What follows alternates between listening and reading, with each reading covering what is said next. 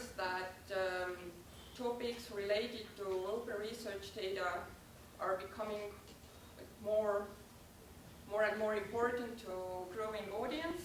So unfortunately, the interest was bigger than we were able to accommodate participants here on site. But luckily, our seminar is broadcasted, and we also very warmly welcome all of you following us online.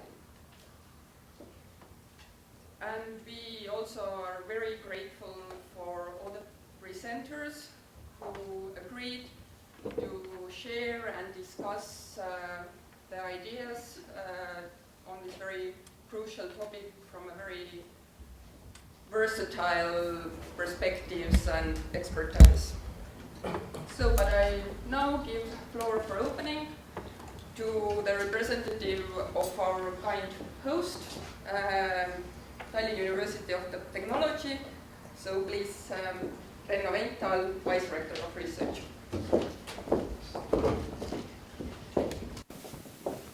Good morning, dear colleagues, dear guests. I'm delighted to open this event, which, to my great surprise, has drawn so much attention from research community of Estonia and also from neighboring countries from abroad. So open access and access to research data, openness in broader sense seems to be extremely relevant these days. There has been a number of incidents if we look in a global wider perspective, which have created tensions among our society, among citizens, and that indeed has also consequences for the research community. But nevertheless, I would present it as a option where we have two ways. We need to choose between two ways, either to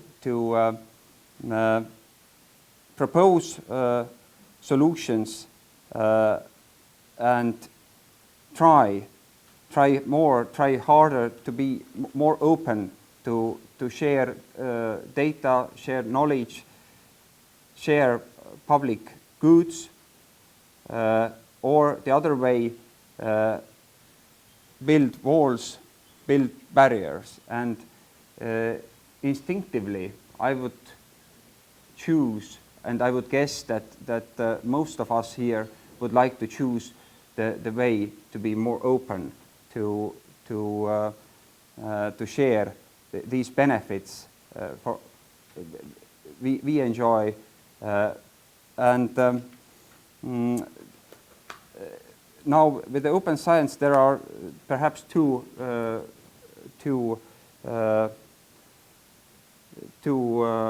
major issues to address.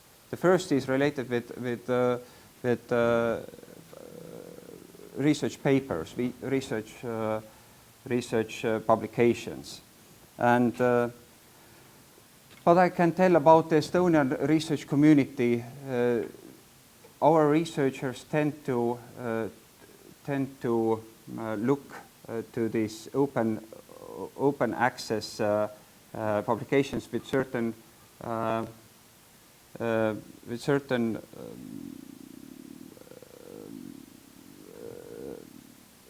well, the attitude is not that open as we may like to think. So it's there are certain conflicting demands. Researchers receive conflicting messages about the value of open science to their work, and the guidance is often too generic. and sometimes contradictory. And I would guess that the biggest contradiction comes from the question, who takes the cost? Who takes the cost for the open science? And apparently there are some questions to be resolved, and that is not only something the Estonian research community can handle. I suppose that is something it has to be discussed. It has to be solved together with the global research community. How to reduce the costs for the research system that would lead us to open access of all research papers being published. And the other field of discussion, or what is perhaps more in focus for today's meeting, is related with open data. And I think for the Estonian research community, a strong push on this way is via the research roadmap objects, or what we call the large research infrastructure, which is between the institutions, where the research really understand that here we need a collaborative action, and we need to make it accessible for not only for the Estonian research community, but we would benefit, everybody would benefit if these databases would be available for the global research community. But again, also in this area, we need to raise awareness among the stakeholders. We need to talk about the best practices to support this open science, and I think today's event, which to my great surprise has created so much attention. We have so many interested people here today. Is good and supports this aim. So on behalf of Tallinn University of Technology, I'm proud to and I'm delighted to open this event. Please enjoy everything we can provide here in our university. Excellent library, good research facilities. Please take the opportunity to take a look to also or network with our researchers. Also, please enjoy the hospitality of Tallinn City, and I sincerely hope that we will have a very good, very fruitful discussion here today. Thanks again.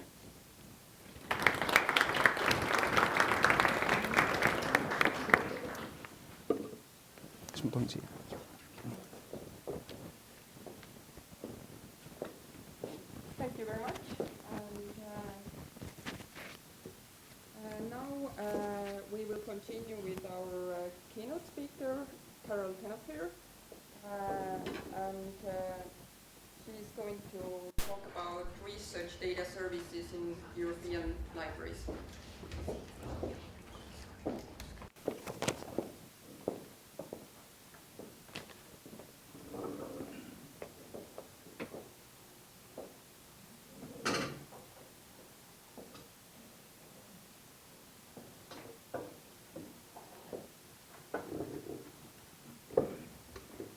Thank you. I am pleased to be with you today, and the size of the crowd and the interest shows the recognition of how important these issues are surrounding research data. I think you all know that there is growing global interest in and recognition that good research data practices and availability of research data is important to preserve resources into the future, to advance science, to make science transparent and social science transparent, and to allow new discoveries in the future. And there are also a growing number of governments and universities and publishers and funders that are making open science a mandate. So there is the positive side, the positive rewards of the importance of open data and what it can do for science and society, and then there are the mandates, or some would say the negative side, but the responsibility that researchers are being told they have to make data available. So both of these forces have come together. And libraries, research departments, IT departments, researchers and others need to work together to make open data happen, to reach our goals. Nobody can do it alone. No one department can do it alone. So everybody working together is necessary. So I'm going to talk about some of the human side, if you will, some of the research we've done over the last couple of years on what needs to happen in terms of behavioral aspects to make open data happen and to move forward. I'm going to tell you some about what's the status now and kind of what barriers and challenges there are from a human perspective to make open data move forward. And before I do that, let me tell you a little bit about me, and let's see if this is going to work at all.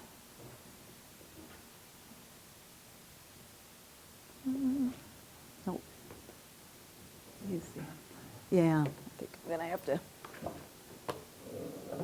Okay, I'm going to be running back and forth, which is going to drive our audience here on the camera a little crazy. Sorry about that. I thought I'd start with telling you a little bit about me and why I'm here.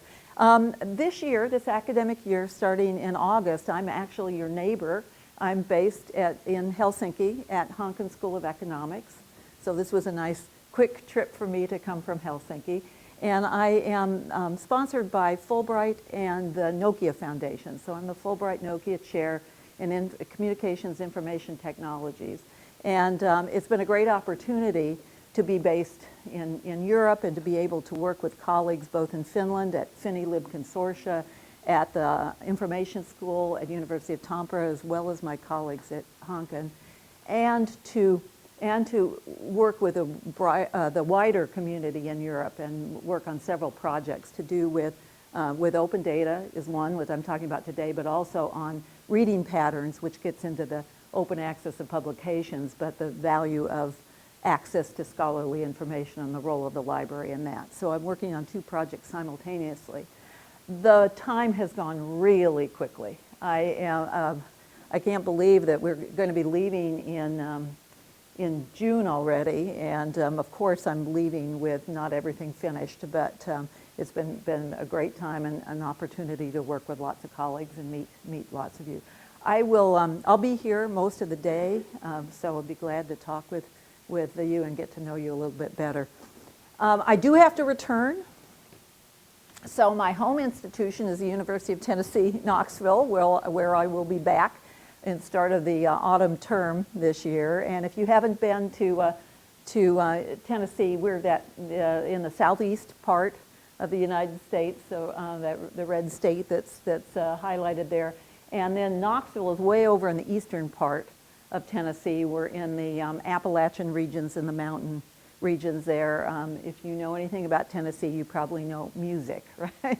So bluegrass music, country and western music. So Tennessee is known for its music, but maybe it can be also known for its information science.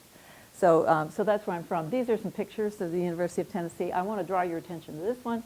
That is the main university library, which is quite a spectacular building, and they light it up at night sometimes, and when you fly over, it's kind of glowing, this impressive building, which I love it because it's that metaphor of the university library is the beating heart of the university when it is lit up, and it's quite spectacular. So I'm trying to talk myself into going back, you can tell. So let me tell you about the projects that I'm going to be talking about today. It's really two projects, but it's all around research data. And there are two partners here, international partners, that I'm working with in these projects. The first is Data One. One stands for Observation Network for Earth, and Data One is funded by the U.S. National Science Foundation. It's a 10-year project, and we are just finishing year 7, so we've been working on it for a long time. Data One is Earth and environmental science data, and the goal is to build an infrastructure, a cyber infrastructure, to preserve data and make data more discoverable from repositories all over the world that deal with earth and environmental sciences. So if I give examples, they're probably from the earth and environmental sciences, but it includes social science data, human behavioral data, as well as science data, observational data, and other kinds of science data. So there is that whole cyber infrastructure part, which is a huge challenge. It is, again, trying to tie together existing repositories to make the data more discoverable and also more secure, in that there's a data replication part to it, so that data is preserved into the future. So they're one partner in what I'm talking about, and I've been the co-lead for all these years on the Usability and Assessment Working Group. And that group, we have two goals. One is to make the cyber infrastructure part more human-centric by doing usability from the beginning on everything we do. So there's a lot of usability testing by lots of different people.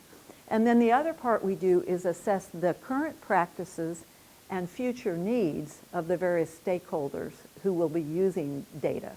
So what do people do now, and if a scientist isn't preserving data, why not, and how can we help them? So I'm going to be talking about that part, the assessment part, today. The other group that I'm working with is LIBER, the Association of European Research Libraries, and they have been involved. Data One and LIBER together has done a survey of what European research libraries are doing regarding research data management. Some of you, if you're in libraries, you might have responded to this questionnaire. I hope you did. We're already talking about the need to do another one to see what's happening after 2 years, but I'm going to be telling you about that. And that was done with the working group on scientific information infrastructures out of LIBER, and their goal is really to collect good practices and to work with, to help promote research data services and research data management. And so they help us see what are libraries in Europe doing now and what might they be doing in the future.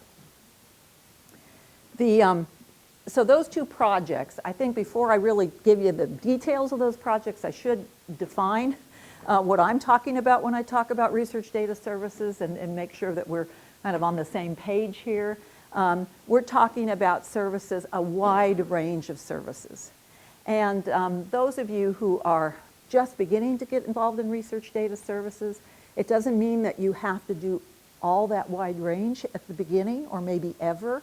It's a matter of breaking down into the services and see which services make sense for you to do alone, which makes sense for you to do in a consortium, which makes sense for you to not do within your organization. But we're talking about the whole picture of research data services from the data management planning through the preservation and use of the data, so the whole part.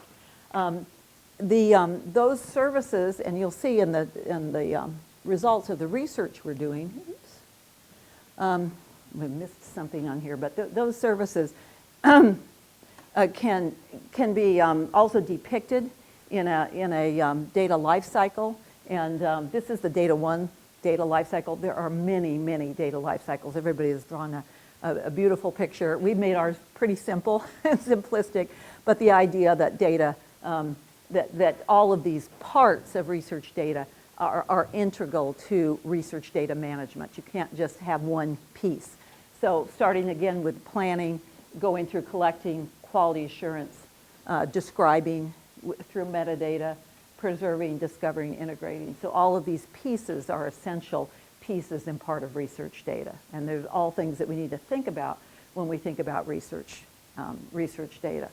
Now, if you are in a library that is just starting this process, you may have a lot of questions at each stage of this research data life cycle. For example, you may say, should I just use point people to an existing data management planning tool that somebody else has developed? Or should I write data management plans on behalf of my researchers in my organization? Again, there's a wide range within each service, there's a wide range of kinds of things you can do, from pointing to existing tools to developing your own tool to actually writing the data management plan. And that goes through all of these cycles. So should I be involved at all with collecting, or shall I leave that to the researchers themselves to collect? And if I collect, would it be of new data or just collect publicly available data and make it part of my collection in a library? What should I do about metadata? Should I do training sessions of metadata? Should I point people to the standards in their field of metadata? Or should we actually have a system where we're doing the assigning of metadata to the data as we collect it? So all of those kinds of, again, range of services. And this goes through the whole thing in terms of what kinds of services. You have to ask for each one what makes sense in my organization, who's there to help, and what kinds of services do my researchers need and demand. The research data services, all of these wide range, somewhat overwhelming kinds of services can really be broken down into two types. They're informational, or also I call them consultative sometimes, or informational services. That is, helping people find the information about metadata, helping them find the information about good data practices, helping them find the information about how to do a data management plan. So information or consultative, or technical, or more hands-on. The technical, building a data repository, and you're going to hear a lot about some of those today, or doing the metadata services or building tools to help create metadata services. So those are kind of the two main categories of services that we look at.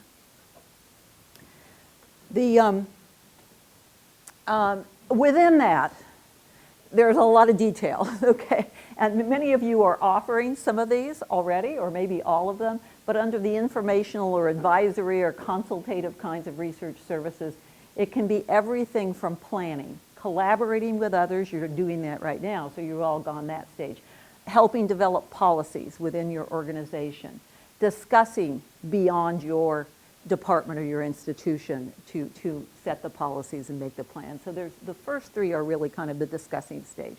Many universities are at those first stages.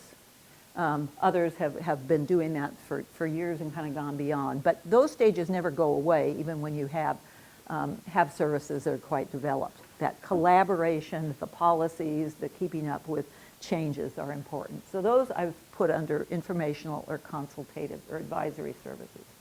Then there are some that are kind of traditional to library services. That's reference services for finding data, for citing data, creating web guides and finding dates for repositories or metadata standards. So those two are kind of the traditional. Then we get into three that are more kind of hands-on, if you will.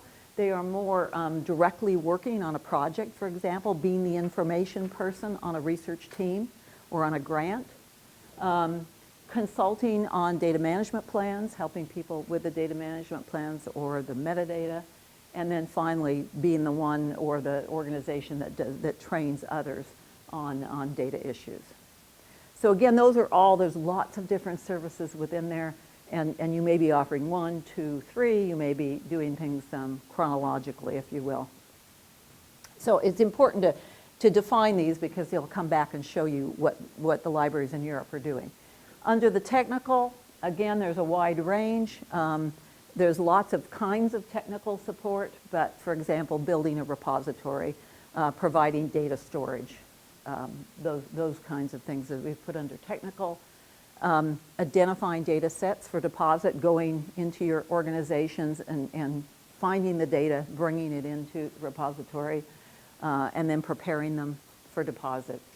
One that people maybe haven't thought too much about is once things are in, making a decision to take things out if they need to be taken out. And then metadata is the last. Okay. So these are all things I think you're aware of. I just wanted to define these so we know that when I talk about research data services, I'm talking about a whole lot of things. And no one organization needs to do all of them to be actively involved in research data management. Okay, so with all that as background, let me get to the results then of the two studies I want to talk about.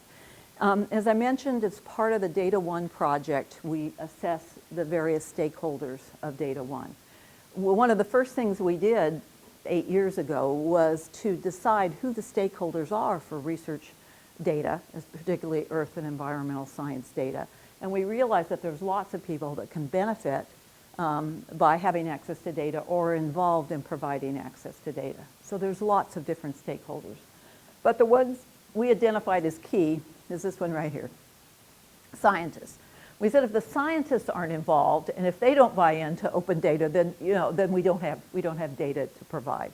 So scientists are the key stakeholder as the creators of the data, as the users and reusers of the data. They're the most important stakeholder. They're the ones we need to understand the most and the ones that we need to design the systems for.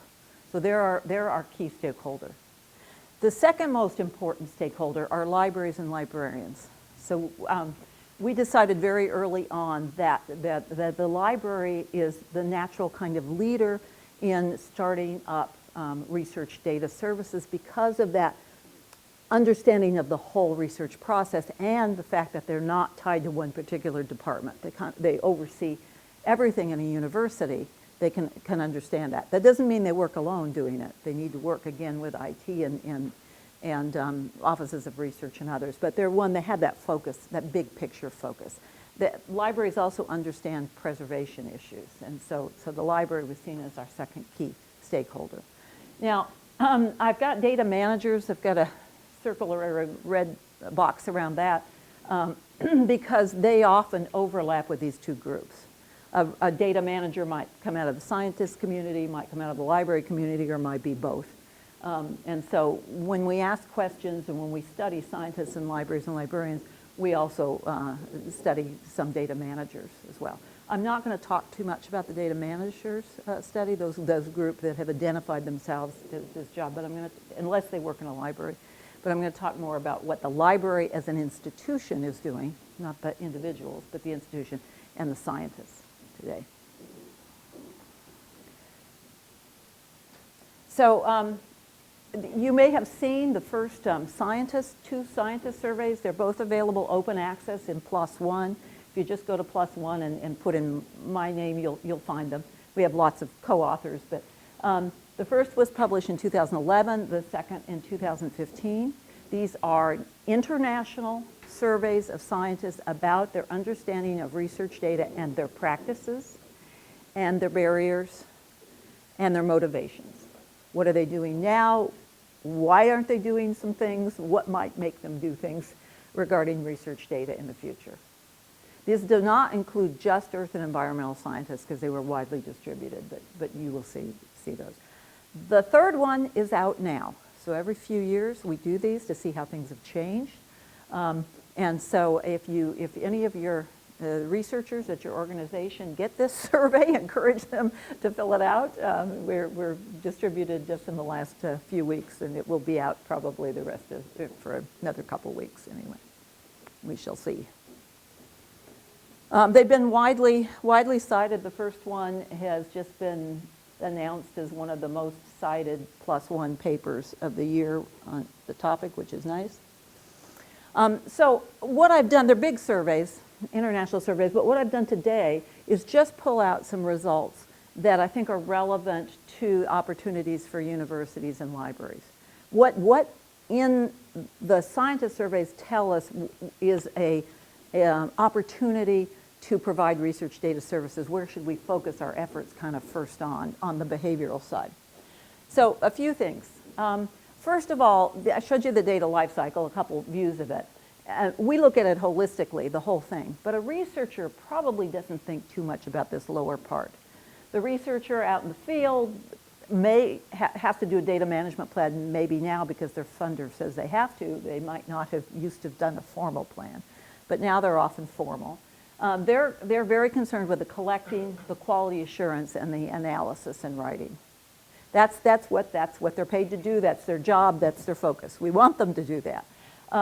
They probably haven't thought too much about metadata description, about preservation into the future for others as well as their own research team, discovery, again, for others as well as their own research team 10 years down the line. Oh, I remember I did a study. I can't find the data. It was on a floppy drive somewhere, so it's sometimes the discoveries for themselves. And integrating with other data sets or data sets with others. These are issues that some researchers have thought of, but many that's not been the main focus.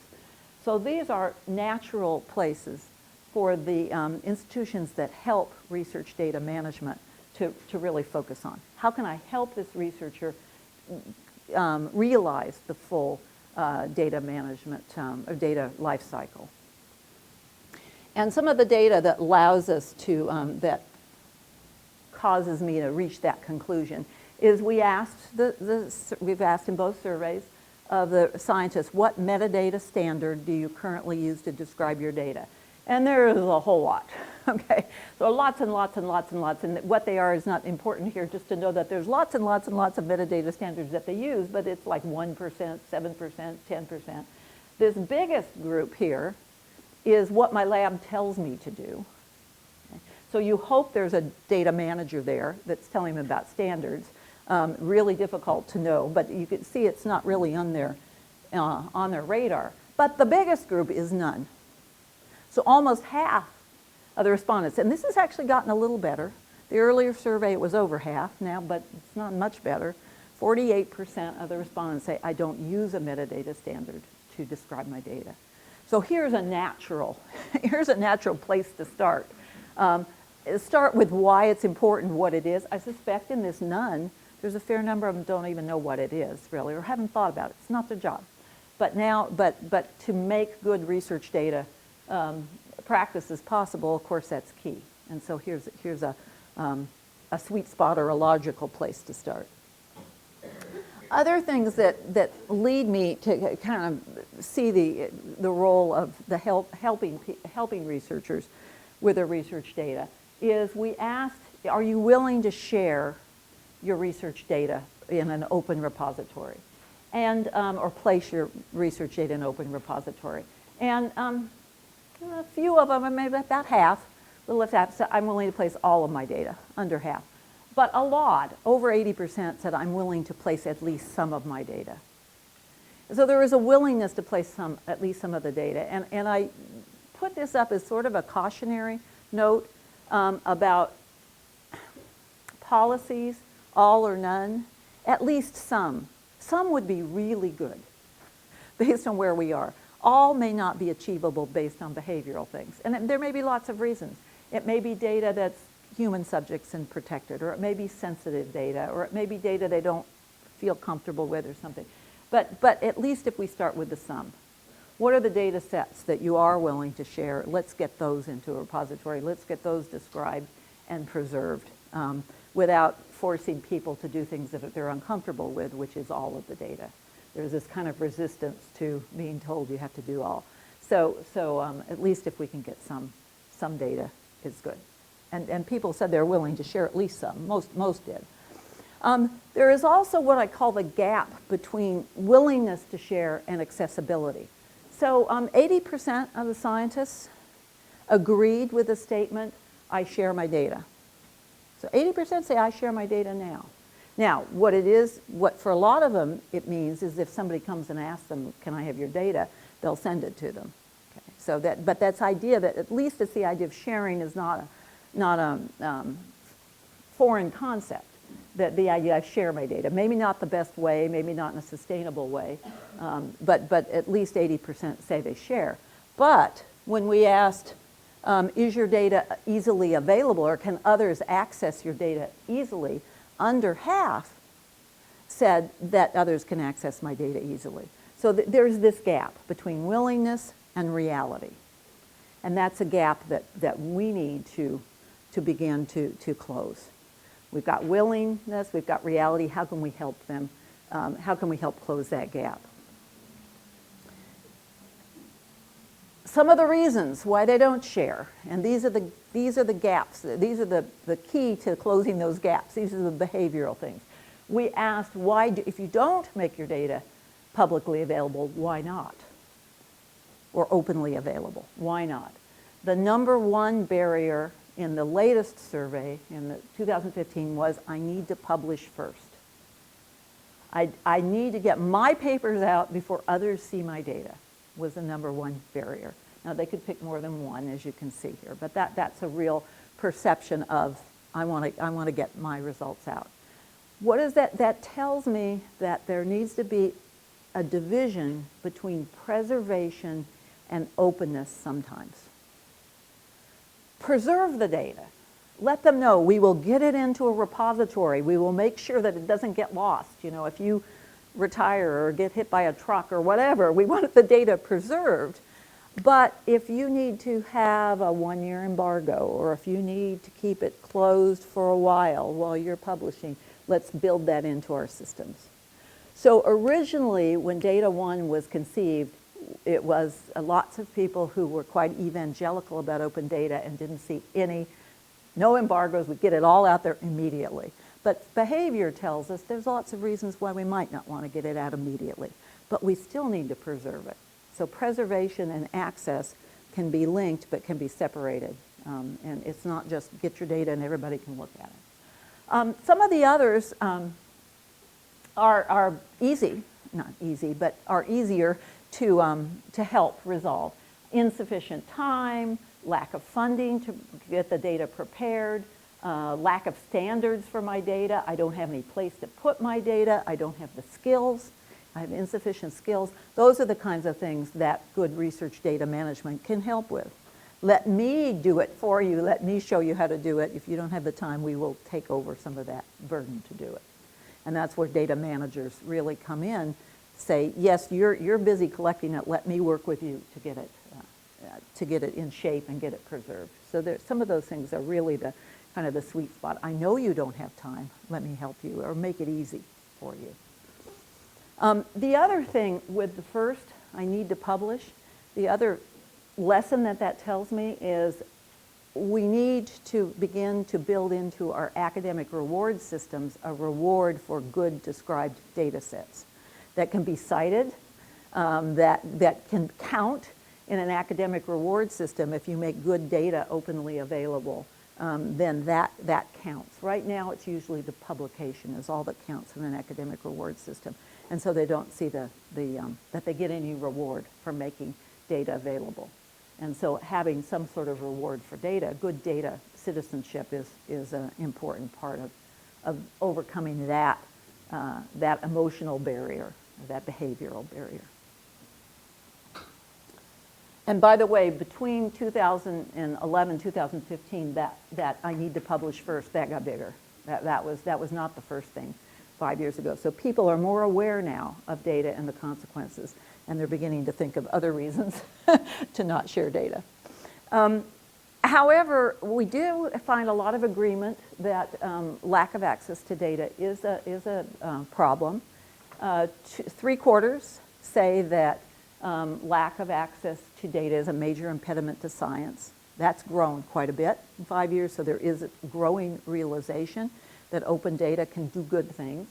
About half, again, this is greater than it was in 2011, about half said access to data, lack of access to data has restricted my own personal ability. So for half of them, it's personal.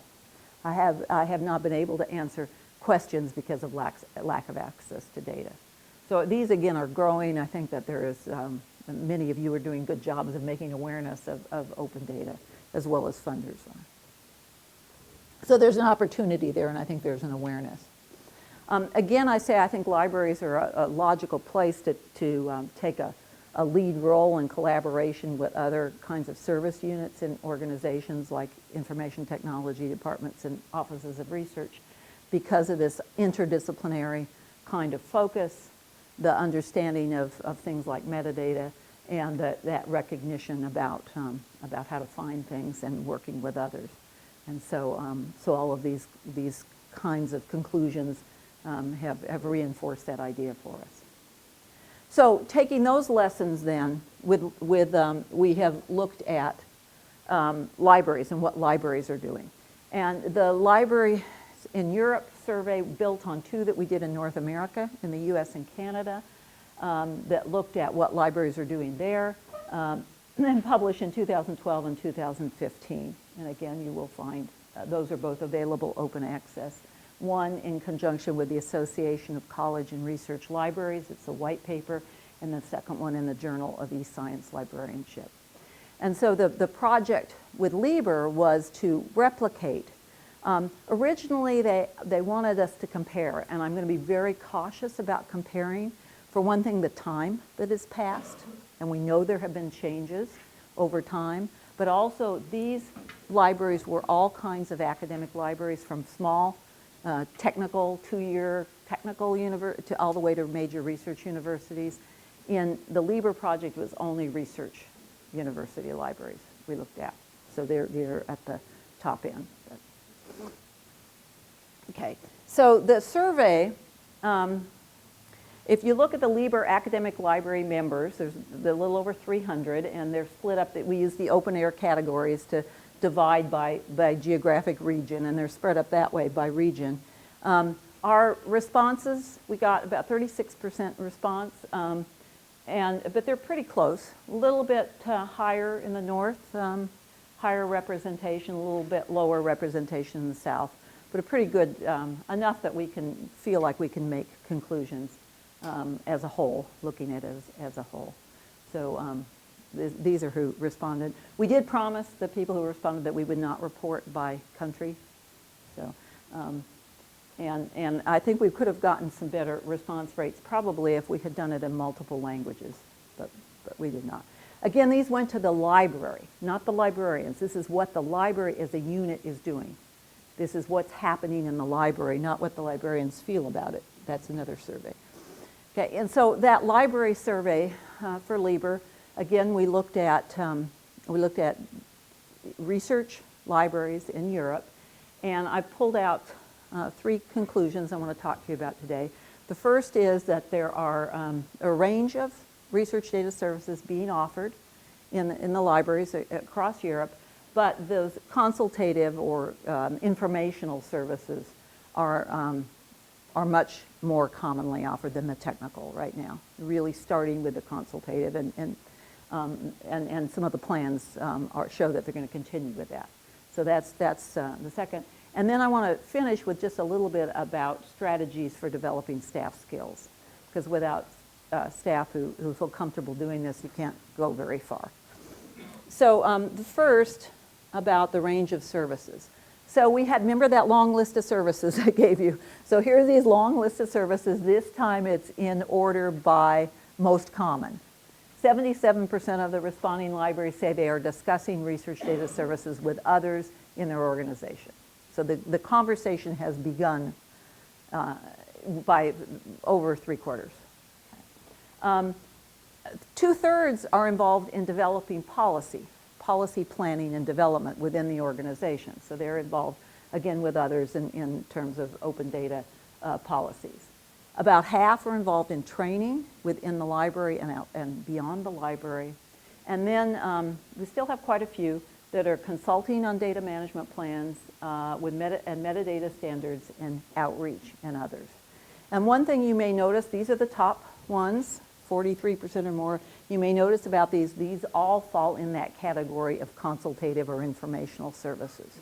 So the majority of the libraries in Europe are offering these kinds of services rather than the technical. So they're starting here, or they're finding that that's where they feel comfortable in terms of offering. And these are valuable kinds of services. They show collaboration. They show the involvement with policy and awareness. but they're definitely in that consultative. We continue on, the next ones, now we're down to 38%. Sorry about the scale, I should have pushed it back here. So these are the next ones. Next is 38%, providing technical support, providing support for finding or citing data, creating web guides, direct participation with researchers, and identifying data sets is about a quarter. And you'll notice that the first time, 38% is the first time a technical service showed up, providing tech support. The most common, we asked about what kind of tech support, and data storage was the most common. And then the next time a technical shows up is a quarter, or helping identify data sets for ingestion into a repository. So again, wide variety of services. Not everybody has to offer all, but the consultative or informational are much more common. This is going to look kind of confusing, but I'm going to explain it. So the consultative, okay, just look at the colors here, okay? The blue, that's what I just showed you. The blue is those libraries that are offering these services now, and these are all the services we just talked about. So discussing, 77%, remember, discussing research data services with others. That's the blue there. So the blue is what the libraries in Europe are offering now. These are involved in policy, training, all of those things we just talked about. So between 3/4 and a third, the libraries are offering these kinds of services. So that's a lot of things being offered. Again, a lot of it is the discussion.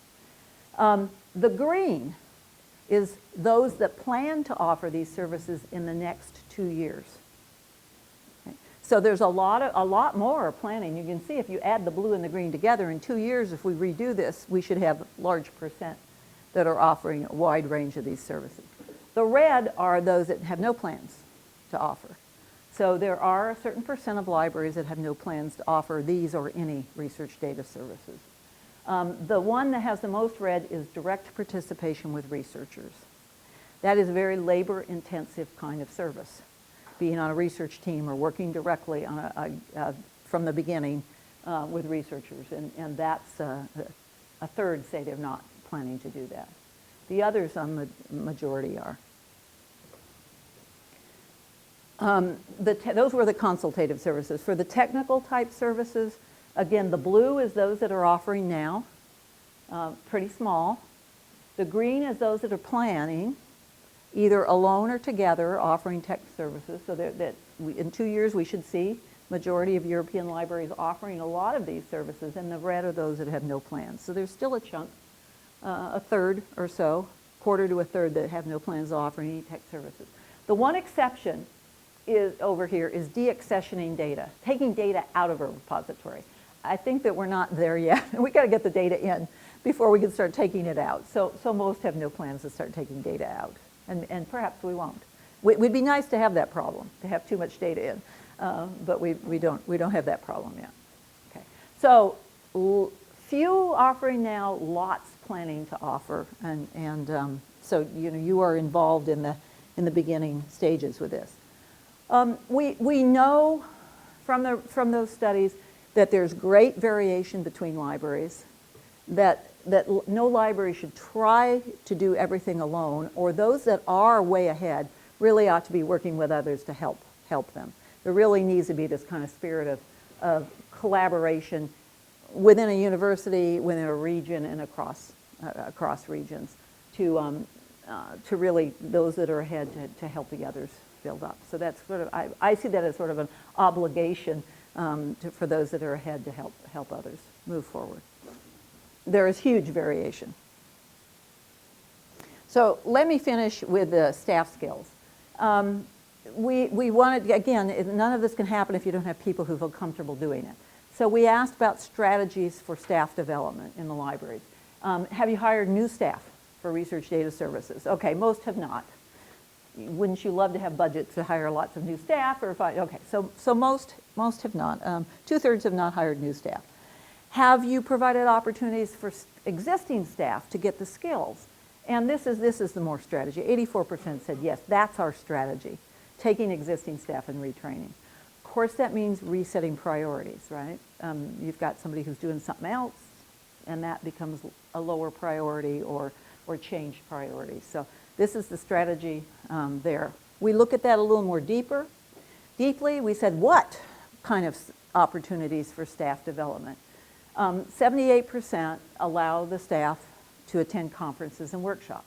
So here you are, or at other conferences and workshops. That's the primary.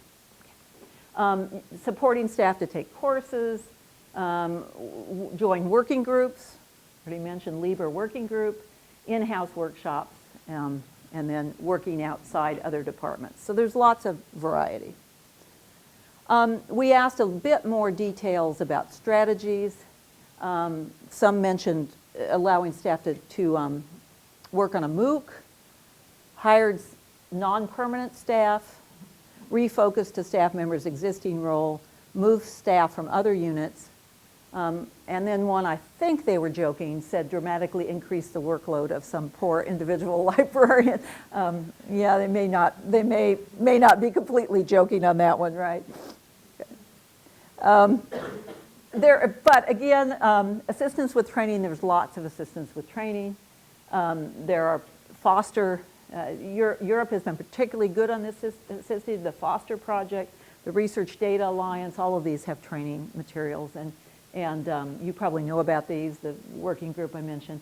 The MOOC is a project of EDINA, the University of Edinburgh, and the University of North Carolina Cradle Project, and they offer that MOOC a couple times a year if you want to get involved in taking that. So there's lots of opportunities for education.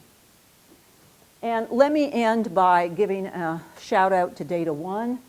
Since I've worked with them for so long, if you go to the Data One website, if you just go to dataone.org, you'll find education modules, and there's a whole series of modules on the dataone.org website.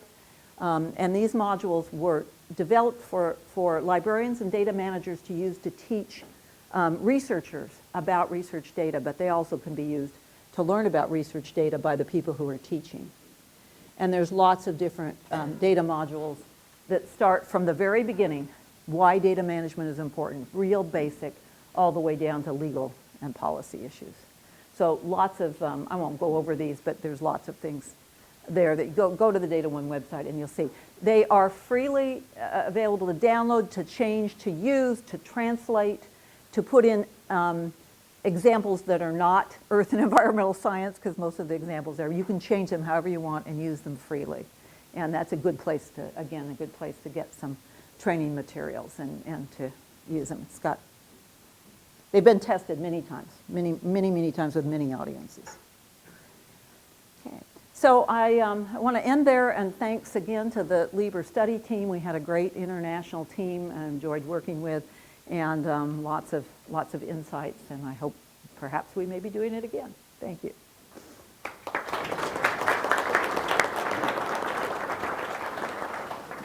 Thank you very much. So I think we have time to take a few very quick questions.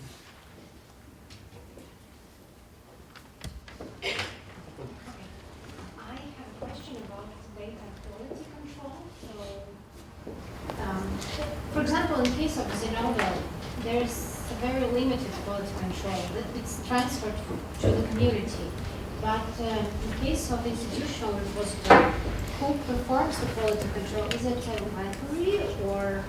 Yeah, some of you who are managing repositories may be able to give specific answers to that. We can continue this discussion. But for example, the repositories that Data One works with, the quality control really is the responsibility of the data collector.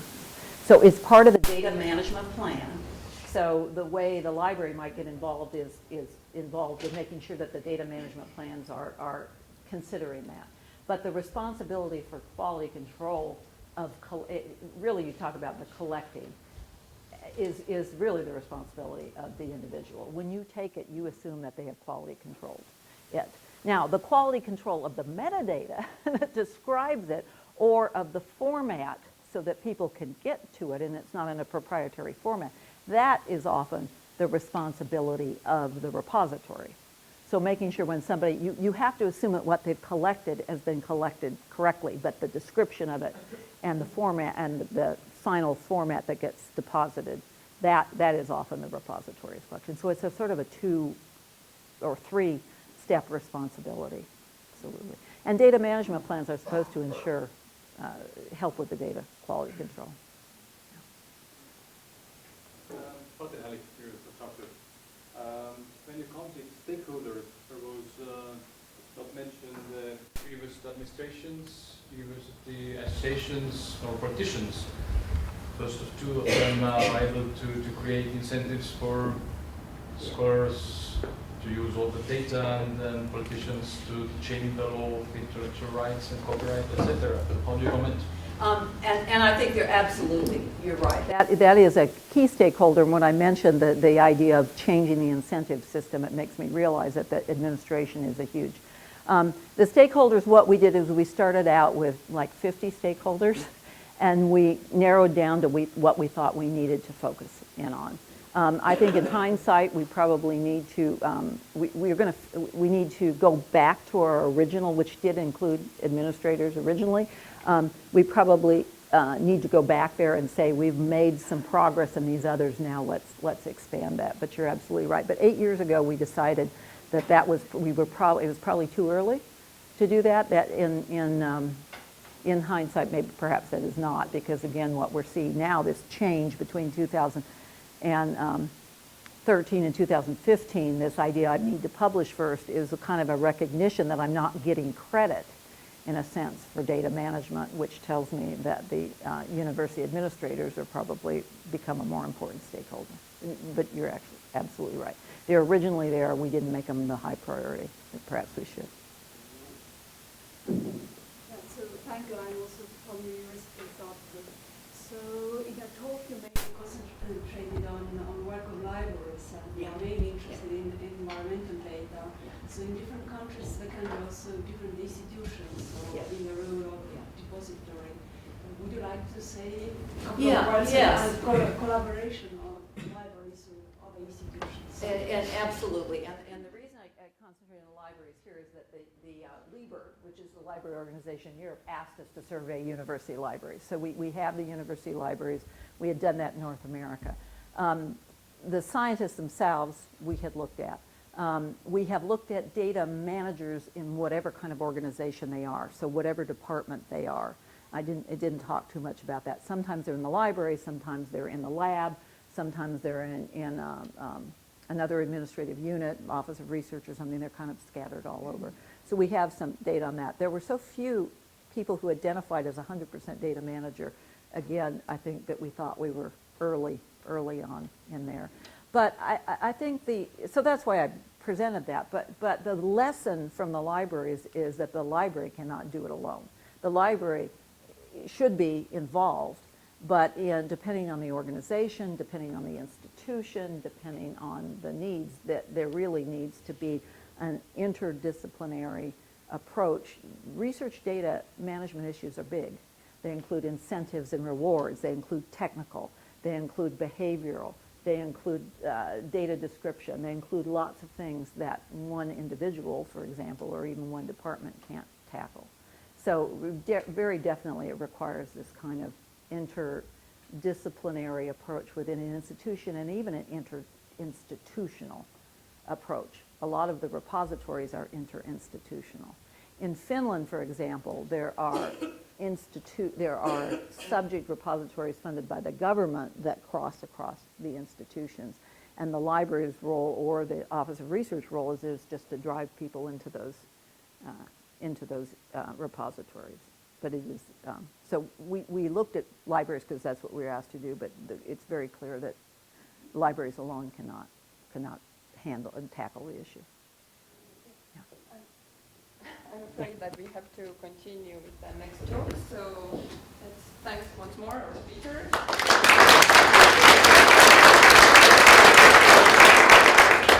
And we will continue with the speech by Ivan Eriksson about all the new things about publishing research data in repositories. Can you help me with the slides?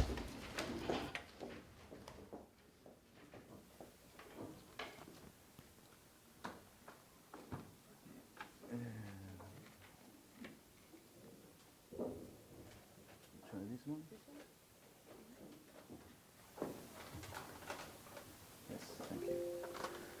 Yes, thank you for inviting me to this interesting seminar.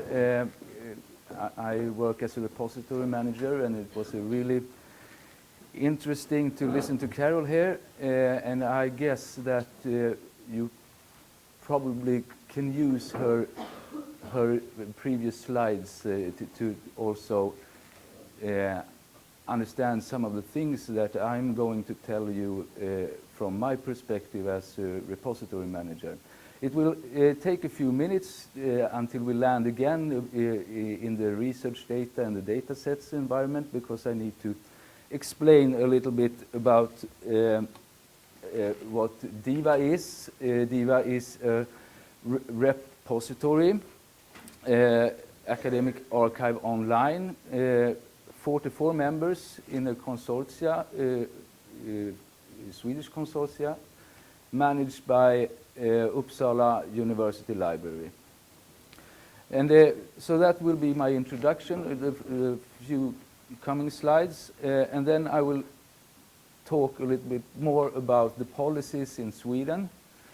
What are the guiding lines, if there are any, and how do different universities tackle these challenges, and how do we need to work, and what is the effect on that when you work as a repository manager. And for the third point here is how do you deposit and publish data sets in DIVA today? The repository started in 2000. I have a colleague with me, Ove Klosa, who was one of the founders of this repository, and it has, of course, gone through many changes since then. One of the it started as a full-text repository for thesis, doctoral thesis, and then in 2008 it became evident that there was a need for change. Bibliometrics and evaluation became and is today also very important. So those two functions merged into the system of DIVA. And it's mainly built on open source Fedora repository. Today there are 44 universities, research institutes and museums that we are all collaborating with the repository as a common ground. There are 950,000 references, and 280,000 of them are in full text. We use the same system, and we have, of course, meetings, all of us, 2 times a year, where we decide what's ahead of us, what we need to develop to improve the system and so on. Here are some examples of the interface of some of the members of the DIVA portal. And the collaboration looks like this. There is a system owners group on top that all representatives have one system owner and have a yearly meeting where we all decide together what needs to be improved and developed in DIVA.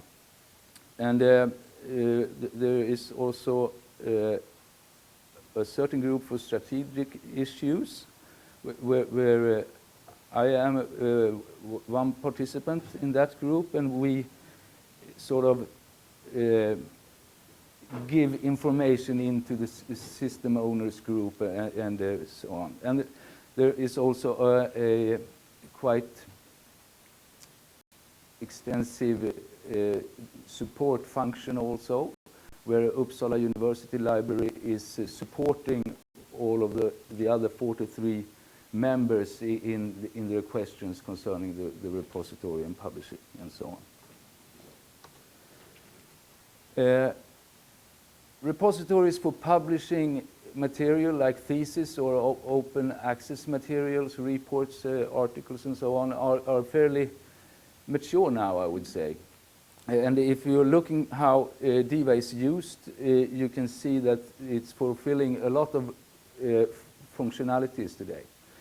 The researcher can bring their CVs, just print them out. You also need you have these services to the IT departments and the web services where they can fetch and harvest information from the repository to external websites. And of course, as I mentioned earlier, DIVA is also used when it comes to evaluation and bibliometrics. Long-term storage is also a key thing for the archive. It's the National Library of Sweden that hosts a resolver service, URNNBN, and that is used for all records in DIVA. And now on the right side here you see all the services that are harvesting DIVA. And this is, of course, just a few examples, but and Google is, of course, the main source for finding things in DIVA. Here are some statistics. As you see, the downloaded full texts are increasing, at least until 2016. We had a little dip. I don't know why, but maybe we have reached also some kind of mature level when it comes to statistics. In Sweden, there are primarily Swedish Research Council that are forming and defining the policies concerning open access and research data. And in a report quite a long time ago now, they stated that all finance projects from 2010 and on should be published open access, and that is articles and conference papers. Open access, the publications would be open access within 6 to 12 months. It should state there, not 2. And for research data, all project applications from 2012 should contain a data management plan. And research data should be, within reasonable time, be published open access.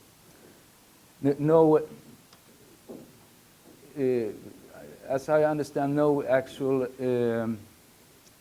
evaluation of this has yet been done. In 2015, the Swedish Research Council said that scientific publications and artistic works and research data connected to scientific publications resulting from publicly funded research should be openly available.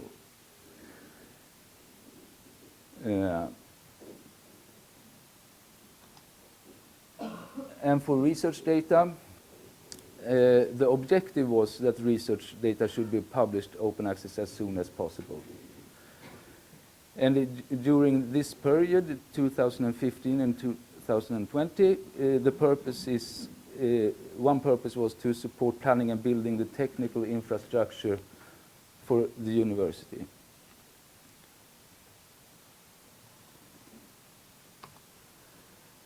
What has happened is that there is one actor, Swedish National Data Service, also funded by the Swedish Research Council, that they have now they are seeking money and a long-term project for developing the infrastructure for research data in Sweden. Up till now, this service has been mainly for social sciences and humanities and health sciences. But in this approach now, they are seeking to have, in collaboration with a lot of others, then also in a consortia that is seeking to build the infrastructure and the services around research data together with the other stakeholders like universities and so on. And DIVA is, of course, also taking part in these discussions. And one key service in this approach that SND is trying to get is the data access unit.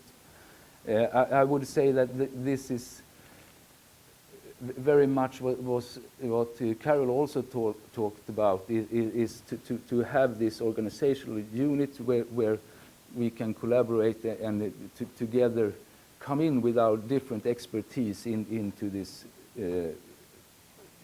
questions about research data. And now if we start to get more into details with DIVA and research data and data sets, what does it mean now when we have these situations, like different universities are approaching research data in slightly different ways. There are different policies to take into consideration and so on. And here we are with a repository who needs also to develop to contain these new items, this new matter.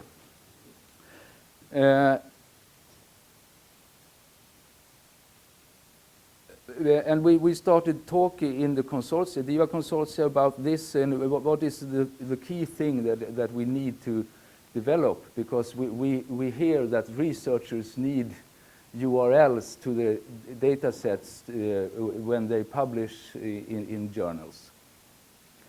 And they also needed some place to store the data set. So we thought that, and I've been talking about data sets for a long time, and there are also a lot of stakeholders that are really talking about we need to archive this.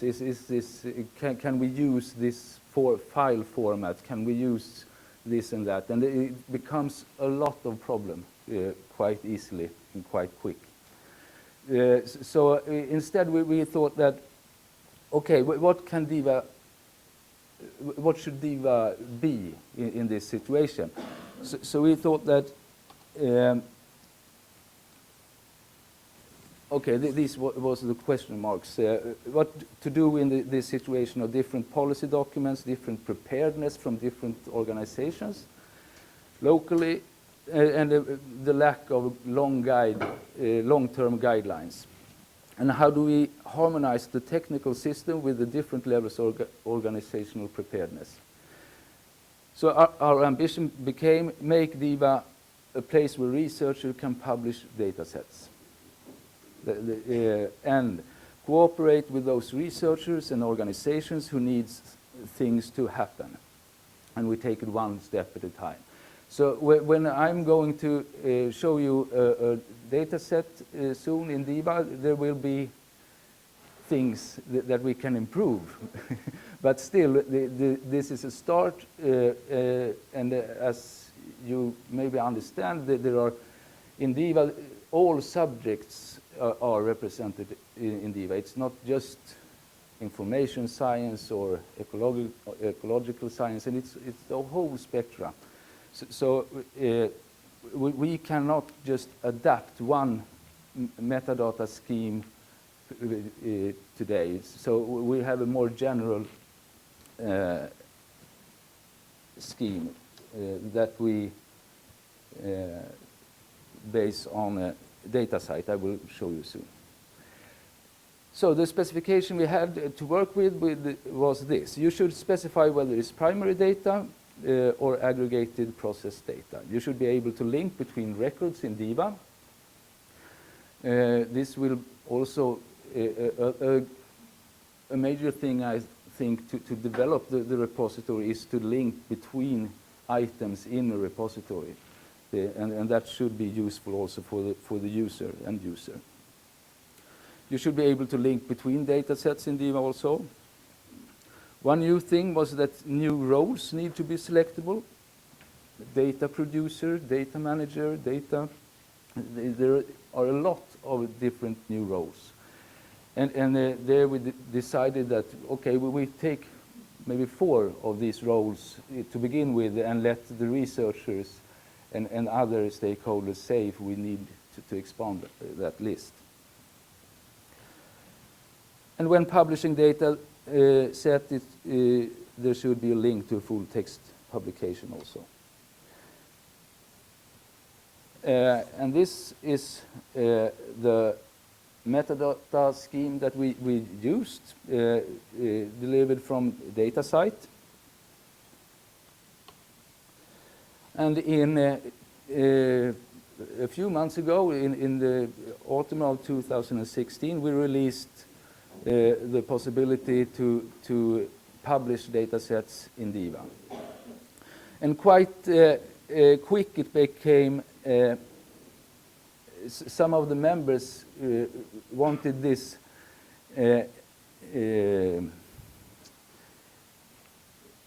possibility to self-activate the publishing of data sets or not. I can, because then we had the technical tool, but some of the members didn't feel ready to support the researchers in their publishing of data sets. So this is also kind of interesting, I think, because we had all talked about this for a long time, but then when it becomes possible, then you need to back off and think about how are we prepared in our organization to deal with this.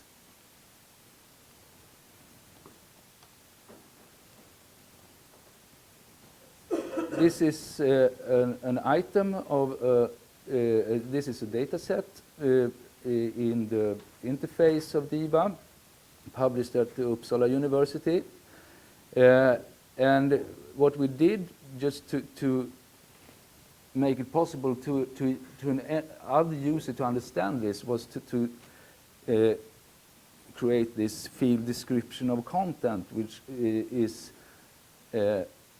very important because there can the researcher or the one who is depositing the data set describe the file.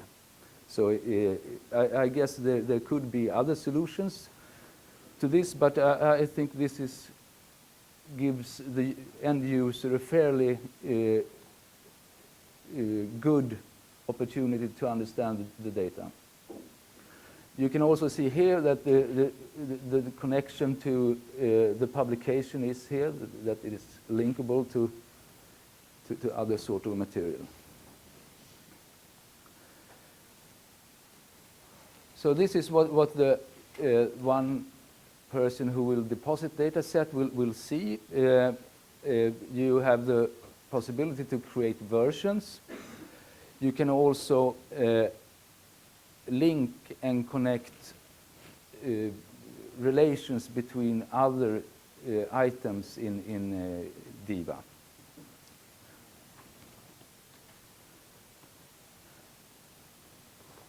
And if this version you are about to deposit or publish now is, wow, 5 minutes left,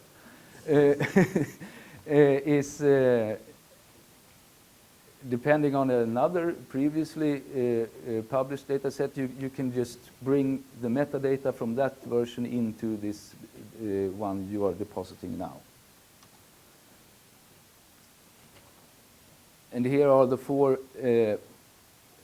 different roles that you now can connect the data set to, besides the creator's field, that's for sure. Yeah, so there are new outputs. The data set is a new kind of matter and a new publication type for Diva. It is also, of course, new knowledge. repositories becomes a node also for research data. And as both Carol and I has said now about these new occupations, maybe they need to be brought together, or at least different kind of expertise. And as I hope I made clear also that we need to create the repository here, the DIVA repository for all these 44 members, so it will be a good tool for everyone. So I think that was it. Thank you.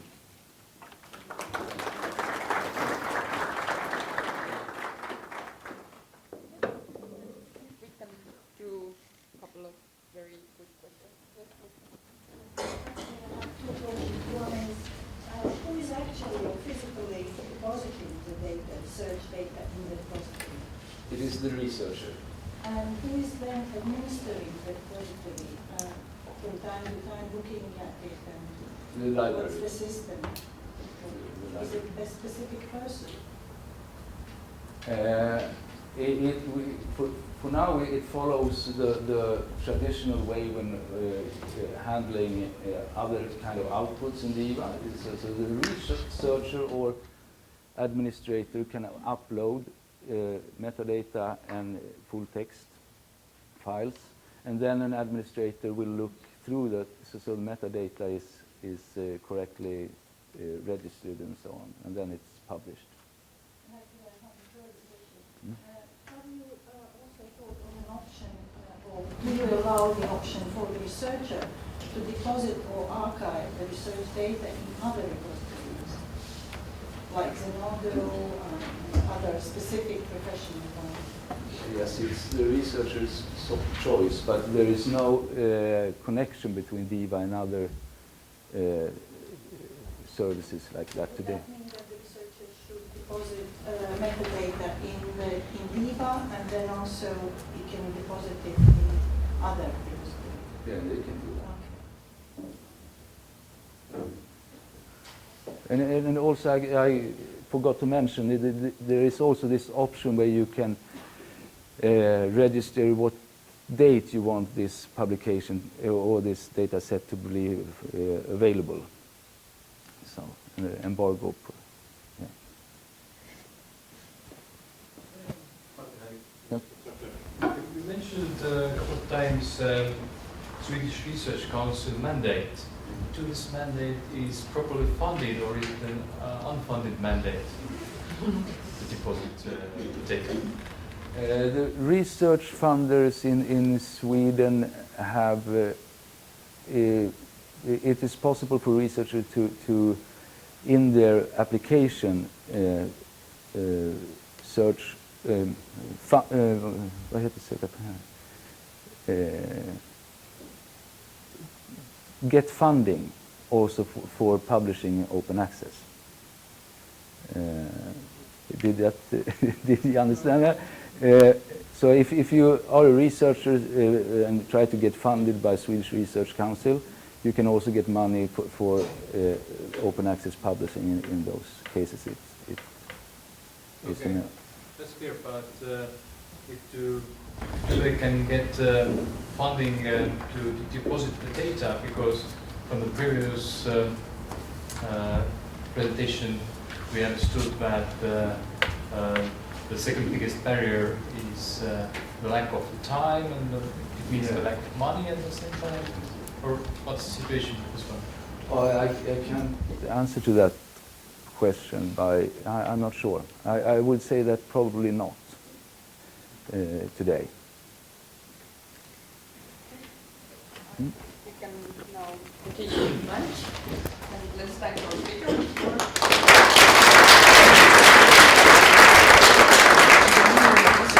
The lunch will be somewhere where local organizers are going to guide us.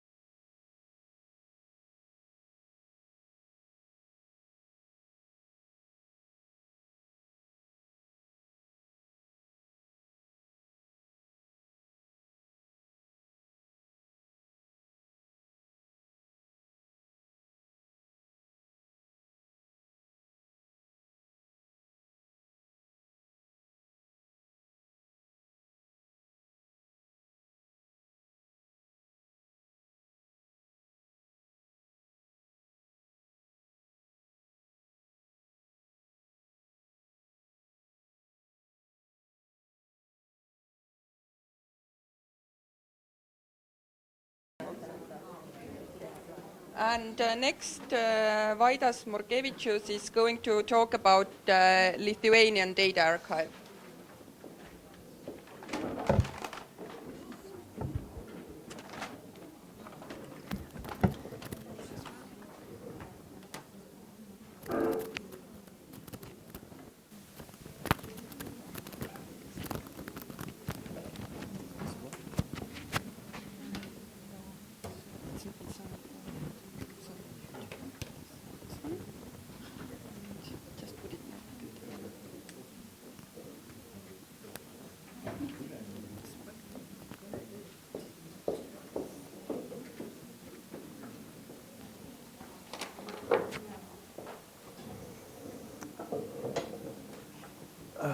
Okay, representing Lithuania here. We're two Lithuanians here, and we are, I think, honored to be presenting something from Baltic countries first. And of course, that is not because no reason. I think Lithuania is the only country in Baltics that has still existing social science data archive. And I was listening to presentations in the morning session, and I clearly saw the difference between what social scientists or other scientists think about data archiving and what librarians think about data archiving. And my presentation is quite formal, but I will try to reflect on what was said in the morning session a little bit along the way. So we started our archive in 2006. It's quite distant already. It's more than 10 years. And at that time, things like big data, open science, open data was just emerging, right? Big data was not existing here, right?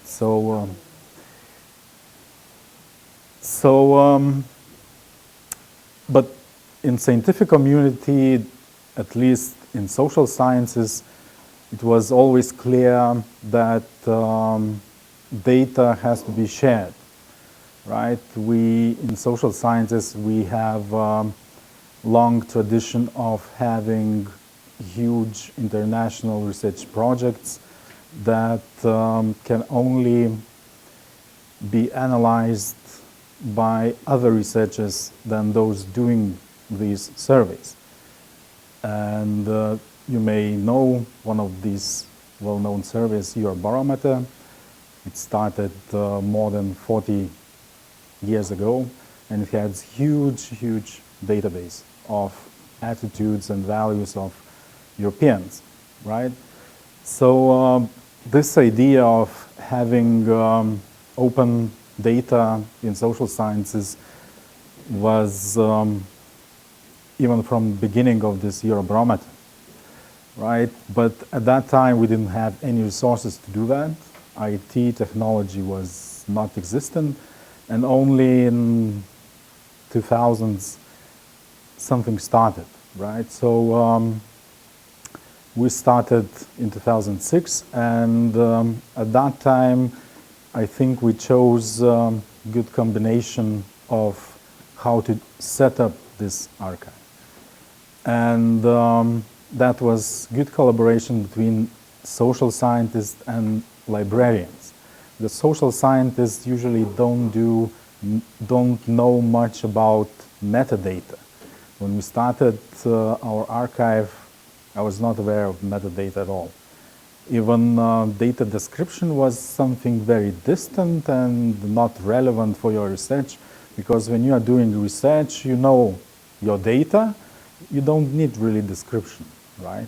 So having archives, having metadata and things like that was a crazy idea for us, but we were convinced that this open data and data sharing thing is important, and we started it. And librarians provided us with all the infrastructure that we needed and made it possible, so to speak.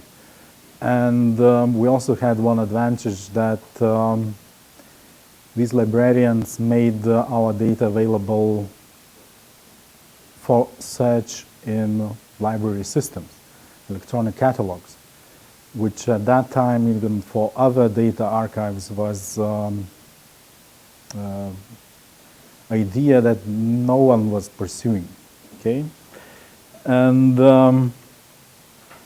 then we set up, in the next phase, we set up our archive, and currently it's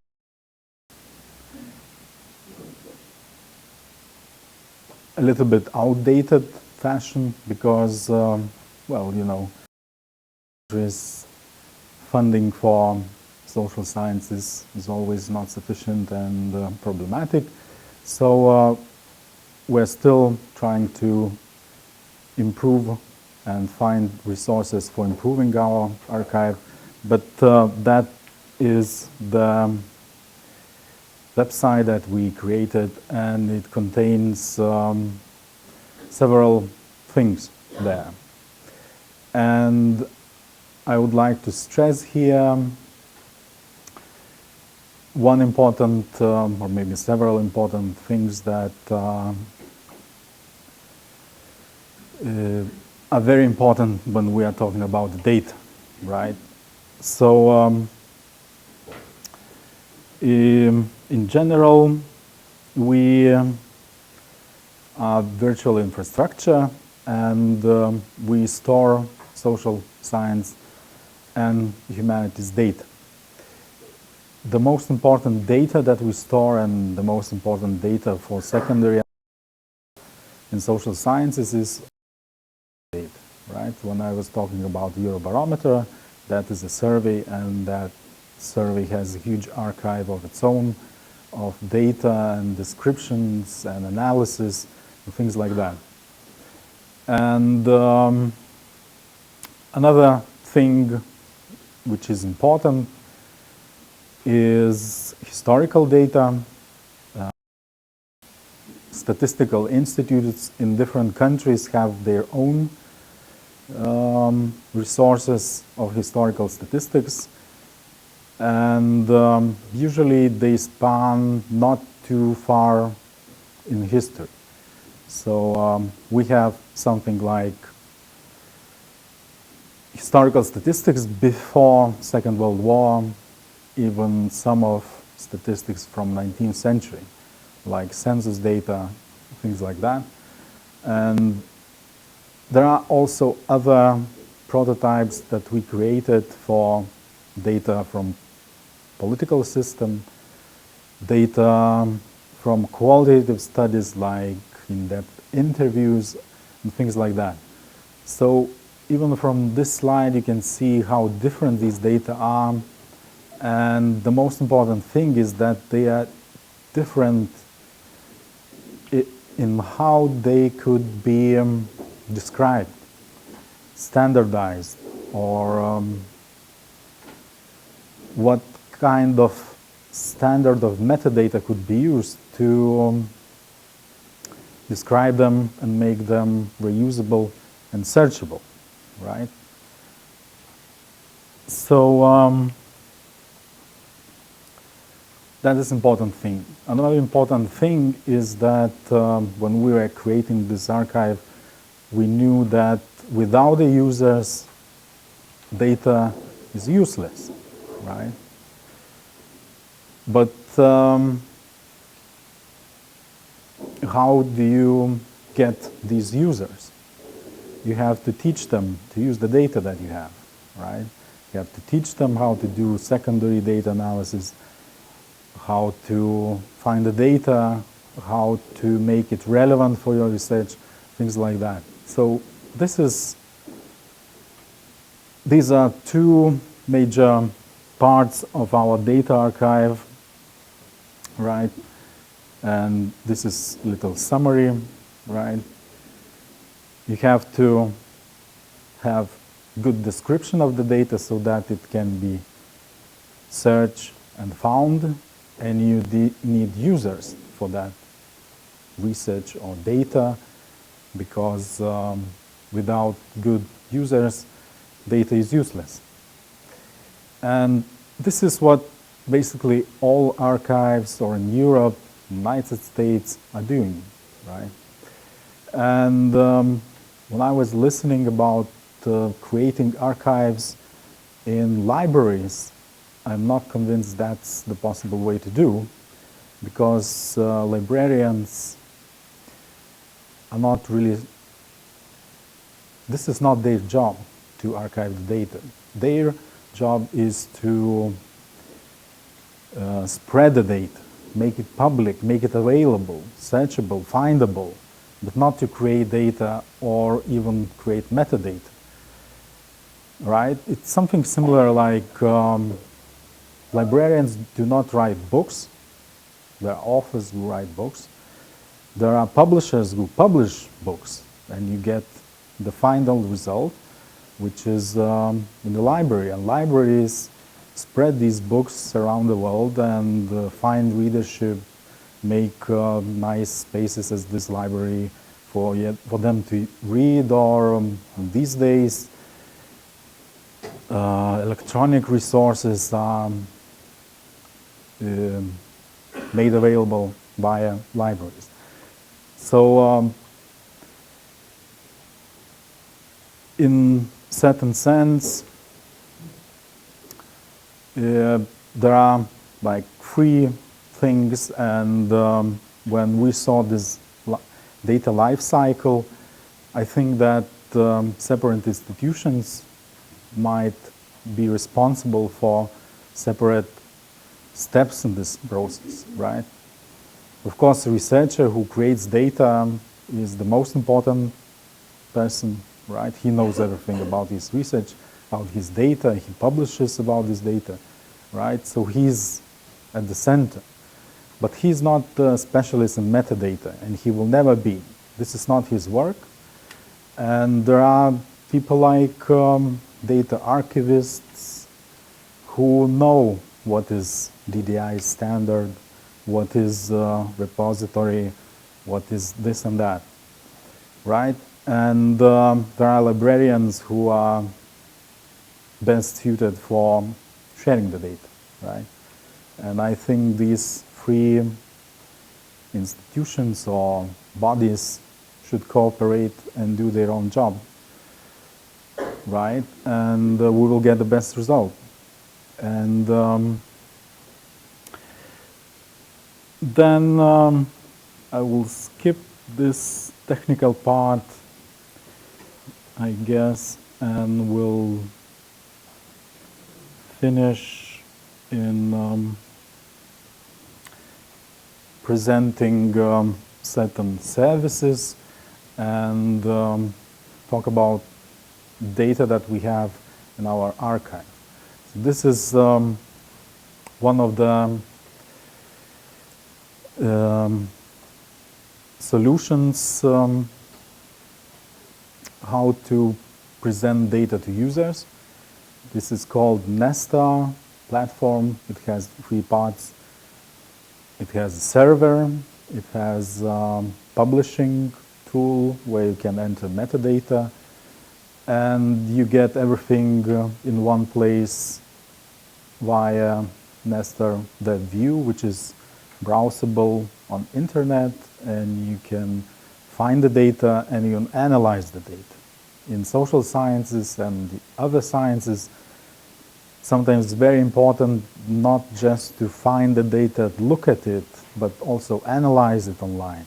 And there are only few available platforms that you can do that there, right? So this is some information of how we use one of the standards. It's DDI from Data Documentation Initiative, right? And it's based on XML, and it provides all the opportunities to share all these metadata around the world in all the systems. And as I said, our metadata is integrated into Lithuanian library systems, right? You can search in the library for data, but it is stored elsewhere, right? So you can only search for metadata. And as I said, you can download the data, you can analyze it online, you can look at it. For example, here's a question about how long do people spend watching TV, right? So you have certain intervals and you get the results, right? And at the end, here are some screenshots from survey data where you can access, and historical statistics, right? You can have nice graphs in this system. And to sum up, right, our data is almost open because it can only be used for non-commercial purposes. And you have to register. We thought that at those times that was open data, and now it's almost closed data, right? But anyway, if you register, you can access it, okay? But it does not have API that says anything. Its machine can access this data with some query tools, so it's not available within our system. And of course, we have plans to do that. And with respect to metadata, it's freely available, it's interoperable, and it's available in different standards, and we still plan to transform these metadata in other standards. Of course, for data to be findable and reusable, you need to create some good data searches, some kinds of topic classifications, thesauri, and similar things, right? And as I said, our platform for data inspection and also analysis is this Nestar, which is proprietary. We're planning to find some other solutions which are open source to analyze our data.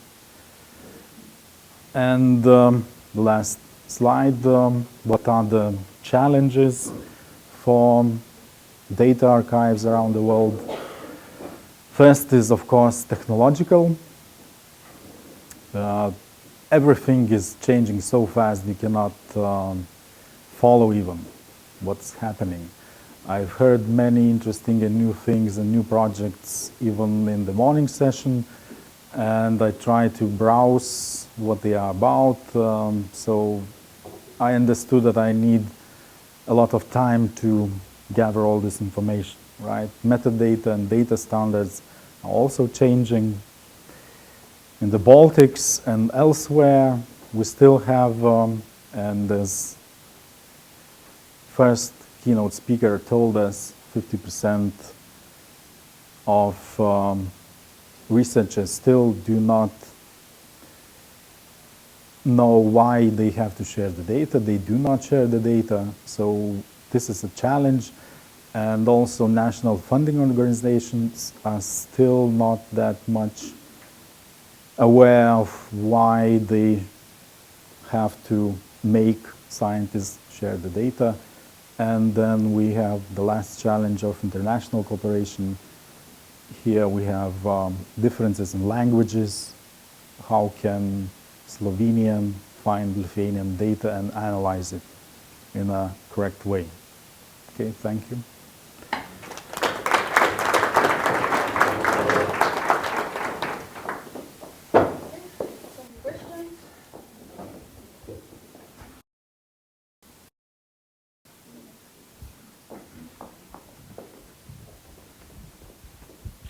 How much data do you have in your repository or the archive? We have around 300 data sets from surveys And we have 60 data tables from historical statistics. No, all around Lithuania we try to.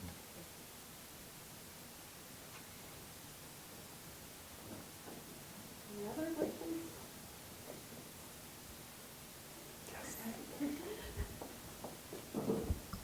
So what is the biggest challenge for running the data archive in Lithuania?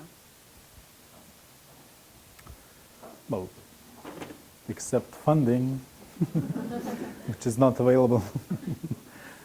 I think that this awareness of scientists that they have some benefits in sharing the data is the most pressing issue, right? And funding agencies like Lithuanian Research Council, it is very slow in recognizing benefits of sharing data, open data. And from our side, from archive side, it's, I don't know, you have to follow everything, what is changing technical standards. They're changing very fast, and you have to catch with them up very quickly. And that sometimes is a challenge. So thank you once more, and let's continue with our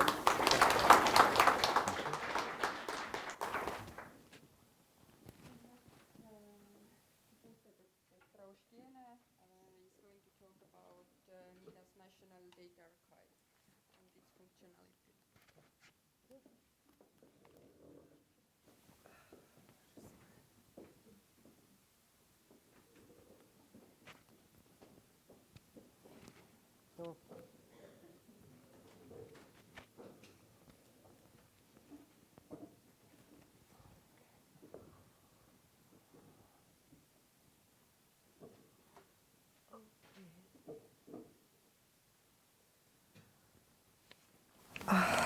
Okay, hello everybody. I would like to thank my colleagues from Tartu University Library and especially to TU for inviting us to participate at this seminar, this interesting seminar, and to share our experience in data management. Well, I was asked to present another archive, another Lithuanian archive, National Research Data Archive, and I will talk I will present my main topic. I would like to tell some words about the project, because the archive was a result of this project. And I would like to share the authority of this presentation with my colleagues from Vilnius University, Mathematics and Informatics Institute, Professor Gintautas Dzemyda, Saulius Maskeliūnas, and Olga Kurasova. Project National Research Data Archive was carried out by Vilnius University as a leading institution, and university was responsible for all the project. Project partner was Vilnius University Hospital Santariškių Klinikos and clinics, and the clinics was responsible for the medical part of this project. And we have 13 participants in this project, various institutions from science and studies and medical institutions as well. In Lithuanian, this project we call MIDAS. So I will use this abbreviation in my presentation, but MIDAS not only the project, MIDAS the archive as well, so it's name of archive as well. So about the project.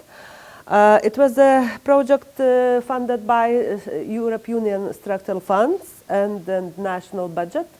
The budget amount of the project was 4.3 million euro. And duration, it was over 40 months. And the main purpose of the project was to create an infrastructure, to create the archive, system, repository. So it's no matter how to call that will ensure to collect, to organize, and to store research data, and to enable interactive search, access, and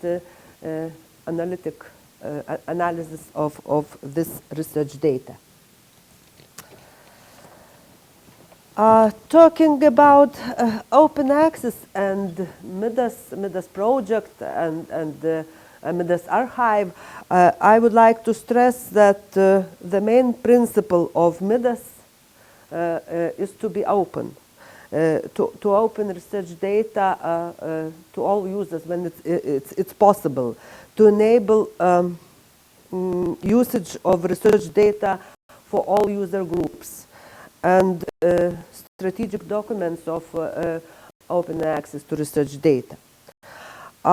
Midas provides all technical and technological opportunities for researchers to make data open. It's no problem, just click and your data are open. But the main problem is how to encourage the researchers to make their data open. About Midas archive. Midas archive consists of two parts, or two portals. The first one is the Midas portal. It's a portal for external usage and provides services for non-registered users. So for all. The second one is the user account or external portal, and this portal account provides services only for registered users. Midas supports any file formats, text file formats, graphics, video formats, or audio formats. Also, Midas supports various formats of data compression as well. But the main metadata format we recommended in this archive is serif. Serif metadata format, or Common European Research Information Format, is recommended for European Union countries members, and it's recommended from Europe Commission. And of course, one can use the other formats, but this is main. One can use, for example, Dublin Core format or DDI format. It's possible. Here you can see some visualization of Midas in the first part of this slide. It's a picture of Midas external portal, or portal for non-registered users, for all users. And in this portal, one can find useful information about Midas. One can register the archive, can search the data sets to use simple or advanced search, can browse the data, and so on. And in this part of the picture, you can see the example of the list of research data sets, and the user can work with this list can sort it, for example, by organization, by person, by research fields, and to find some information about each data set, short description and metadata, and the person who put this data set on the archive. When you choose a particular entry of the data set, you can find more information about it, full description of the data set, and if it's possible, you can use all data, not only metadata, but research data for free, and to download this data and to use it, of course, if it's possible, and to use for your research and so on. Here you can see a picture of user account or internal portal for registered users, and you can see that it's quite different from previous portal.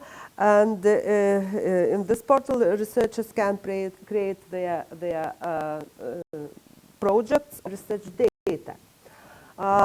This is example of one research. It's my research. I use this archive for my research data, and my research called bibliometrics, and they have two folders with research data. I can create a new folder. I can export my data from my computer to this archive. I can delete the data if I don't need it. I can sort my data by my favorites data or not favorites data. I can manage my metadata and so on. And of course, oh yeah, and of course I can click and to publish my data for all. That's all. And there is an example just for information. This is a serif standard, example of serif standard. It's simple standard and useful for describing research data. So the main functions of MIDAS is to accept and preserve research data and metadata, to provide research data to users, to process data, and to do analysis, and to ensure safety and long-term preservation. And it should be mentioned that all services in this archive, it's for free for all users. So some functionalities I would like to describe more widely.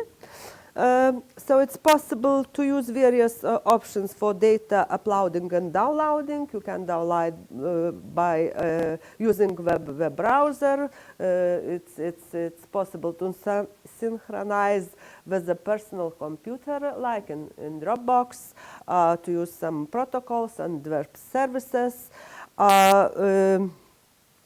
Any file formats of the research data can be uploaded to MIDAS, and each registered user can get 100 gigabytes of personal storage of the research data, and it's possible to do a conversion of data files, for example, from doc to PDF and so on.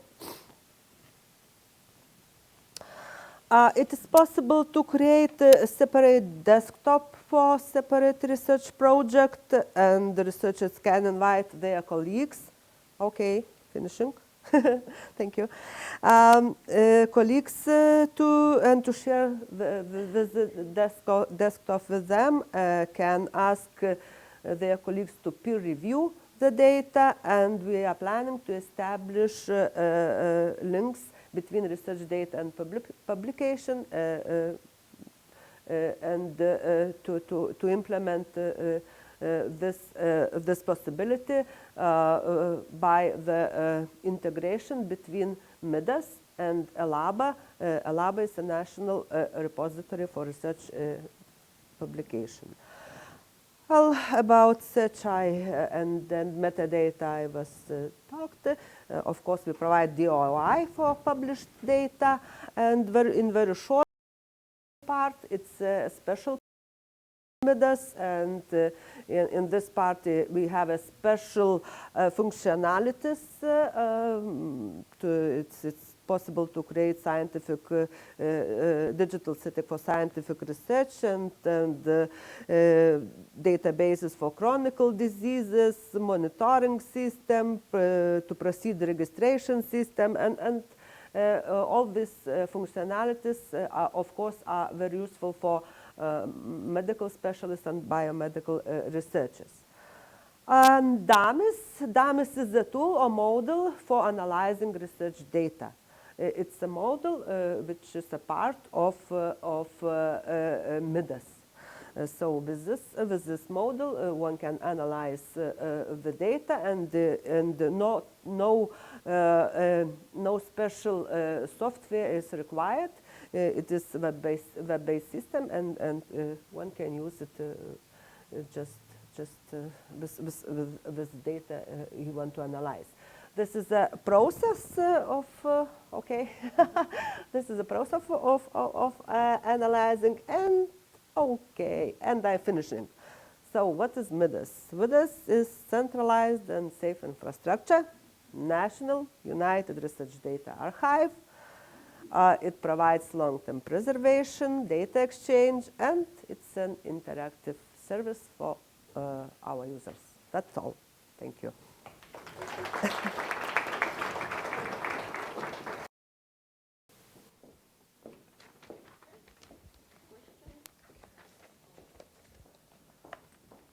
Thank you. Can you give a problem? I can hear only. Can you give some comments about the software and software development? Oh, you have it's used? our local software. Okay, we created our national software, not user. Yes, so thank you. You mentioned that this program or system is able to run statistical analysis. Yeah. These are based on which formats, or it's? Well, unfortunately, I am not a specialist in analyzing of data. I should how to? So it's. Yes. There is a description of data mining methods implemented in analysis. If you understand, it's good. I am not a specialist, as I said. Yes, I'm sorry, I can't explain.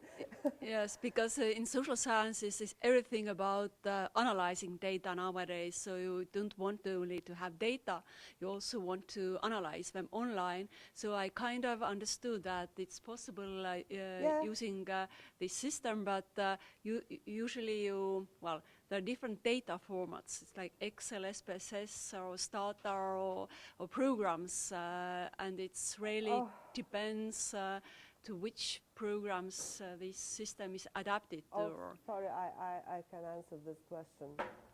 I'm not ready because we have a specialist in data analyzing, and I have not such information. Sorry. So let's thank our speaker once more. Thank you. Oh. Thank you. And now we will continue with the University of Tartu Data Archive, and Maxim Mishin will be presenting.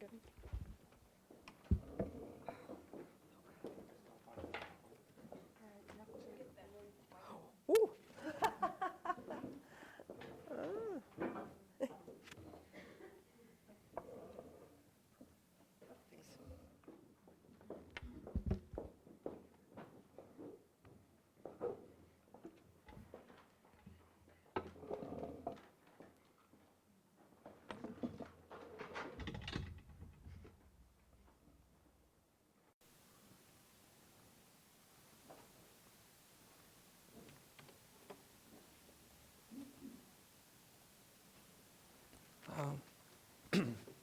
Good afternoon, everyone. My name is Maxim, and I work in the University of Tartu Library. I'll be talking about our data repository called Datadoi. Specifically, I will talk about the work we did previously, what are the challenges we are facing right now, and also what are our long-term plans. So the story so far. It all started in 2012 when some scientists approached the library and asked us to help them with archiving their data. The following year, we applied for funding and also joined a data site. Actually, no, we received money to join data site. Then in 2014, we created a repository I'll be talking about today. We hired a couple of people to support data publications, and we officially joined data site organizations. So it means we can provide DOIs for every data publication. In the following years, we also joined another international repository organization. We spread the information about repository, cooperated with National Research Council to develop data publication policies, hired some more staff, and actually also organized this conference seminar.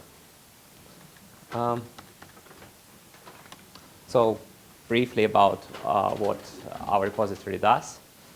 Its mission is to support research in the University of Tartu. We pretty much anyone can contribute. We accept most of the data, but the focus specifically is on long-tail data for researchers who don't have discipline-specific repository and want some place to store the results. And also, yeah, open access is encouraged but not enforced. So we kind of did quite a lot of work on developing this repository, and from the size of University of Tartu, one could expect about, I don't know, 100 to 1,000 publications per year, but unfortunately the uptake wasn't so large. We got like 15 deposits of data sets in 3 years, which actually is not a problem of researchers, it's more of our fault.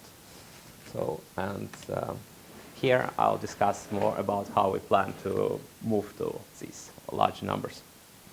So, first of all, I'm going to make an excuse. It's not only us who suffer from this problem. For instance, University of Cambridge in a decade between 2005 and 2015 received only 72 data sets. Another American university received only 7 data. Another American university repository received only 7 data sets in like 12 years.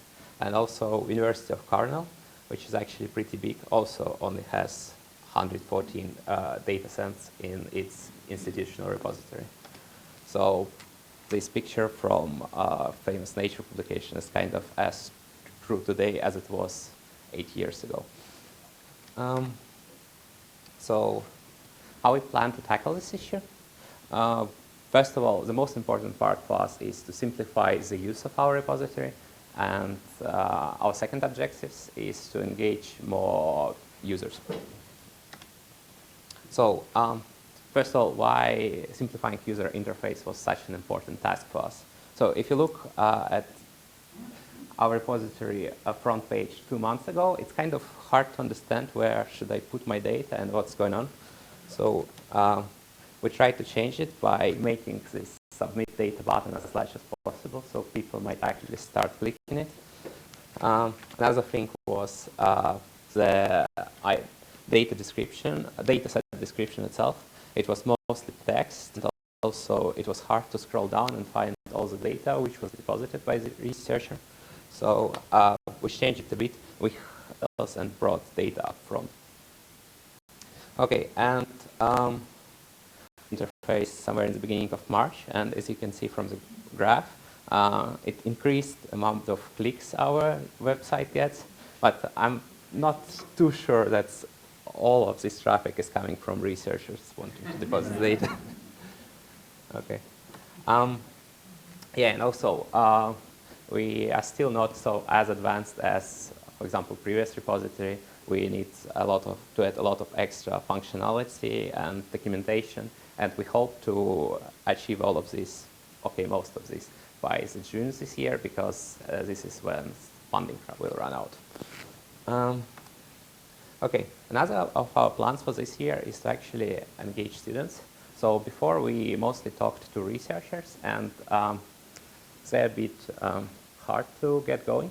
So we thought maybe we could try address students. The thing is, students actually generate a lot of this long tail data, which doesn't really fit a lot of other discipline-specific repositories during process of writing the bachelor's or master thesis. So I want to try to come to them and ask them to deposit. Maybe this will work.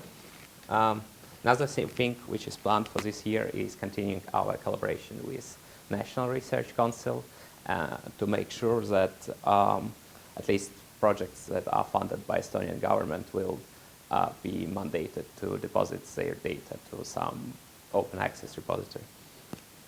Okay. And what are our long-term plans? So actually, one of the interesting ideas is has been proposed by University of Cambridge, and they're actually doing it, and that it was one of the reasons why I didn't show how many data sets they submitted past 2015, because it has dramatically increased, is to create a network of data champions.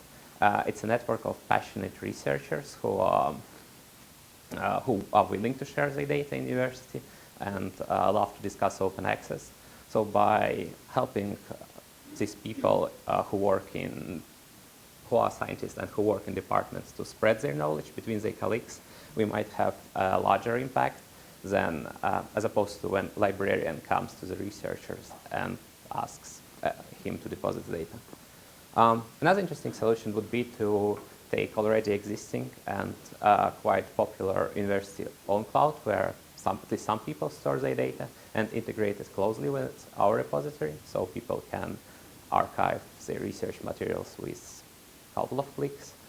And in the very long term, we want to change a whole attitude towards data publication and make it more or less equivalent to standard publication.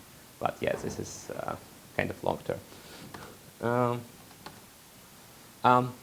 Actually, also potentially we might simply move away from institutional repository. First of all, right now we actually have two repositories, one for publications and one for data. And probably it's not the most convenient thing for researchers. So maybe a couple of years down the line we will merge them into one single repository. Also, idea of national archives is actually quite good, because yeah, this way it can be more centralized. Individual universities won't have to waste their efforts on managing their own repositories. And potentially we might just move to cloud solutions provided by either European Union or some private companies. Okay, so conclusions. We built a repository, but not many people use it. We are working on changing it right now, and also so experience of some larger universities such as Harvard, Edinburgh, Leiden, it shows that it is possible to create a culture of sharing the data and data archiving, but it takes a lot of work, and certainly more work than we did so far. And yeah, you can actually check the slides if you want, and the code for our repository is available on GitHub. And thank you for your attention.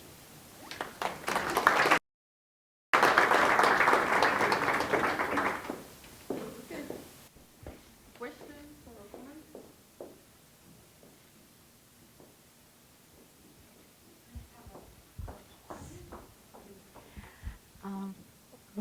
What would you suggest for a university that is starting to create its institutional repository?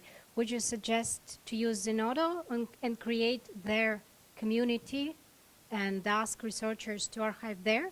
Or would you suggest, from your lessons learned, to build institutional repository? So What should we do? So, as far as I know, the problem with the node is it's a bit hard to track who submits what. So maybe they have this functionality to search by university. No, maybe you can ask them. But it's certainly, yeah, so the node is certainly easier. And if you have something like institutional repository, but under your control, but don't want to deal with all the IT and infrastructure, I think Picshare is really a good solution. So basically, if you aren't afraid that all the data goes somewhere and is stored somewhere on the cloud, you can just buy essentially institutional repository for them, and it looks really nice, much nicer than even our certain version of repository. No, yeah, we're using DSpace.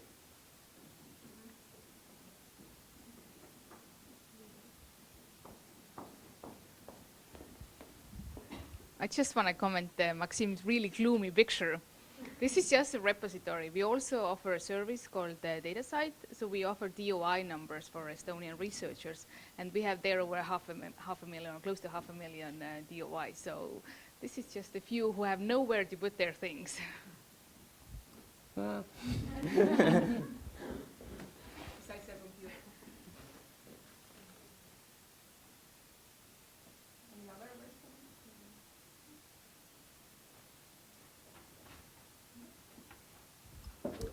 Thank you. Thank you.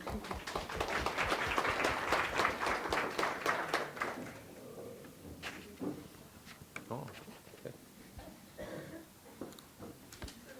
Let's continue the presentation by Alexei Kelly about open data in digital society.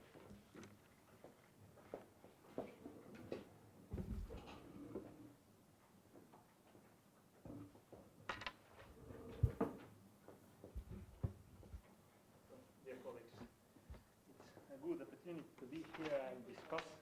Oh, sorry.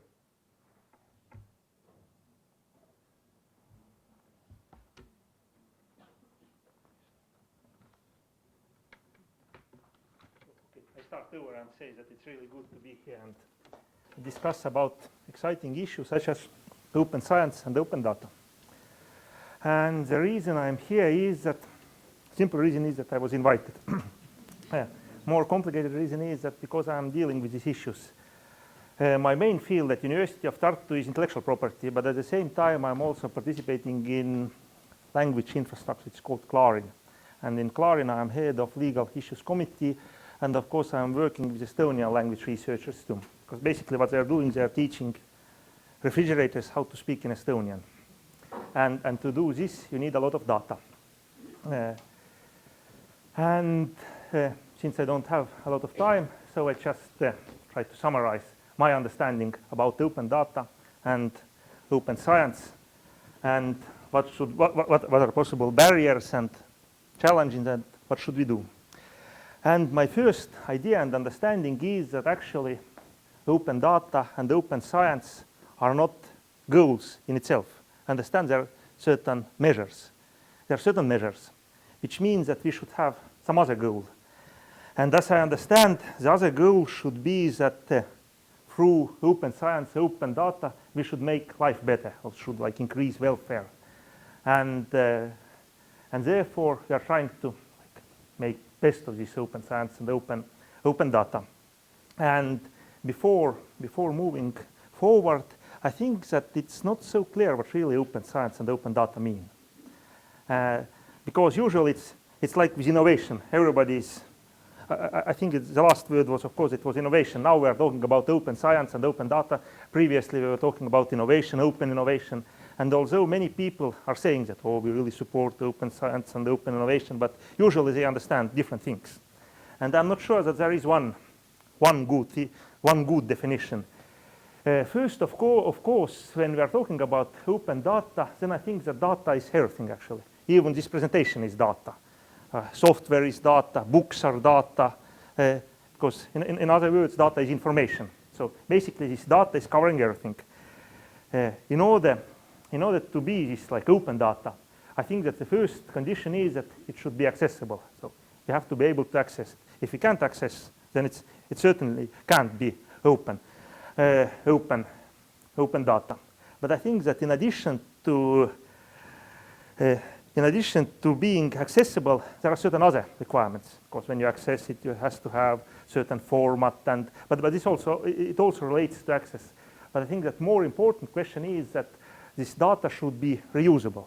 You have to be able to use this data. If you cannot use this data, then I don't think it's really open. If you can't use, and usually there are like many restrictions. Some data is available, but at the same time it is said that it's not allowed to use for commercial purposes. But of course, in today's environment, it's very hard to say what is commercial purposes. Everything is. Maybe when I do research for money, I get my salary. Is it commercial purposes or not?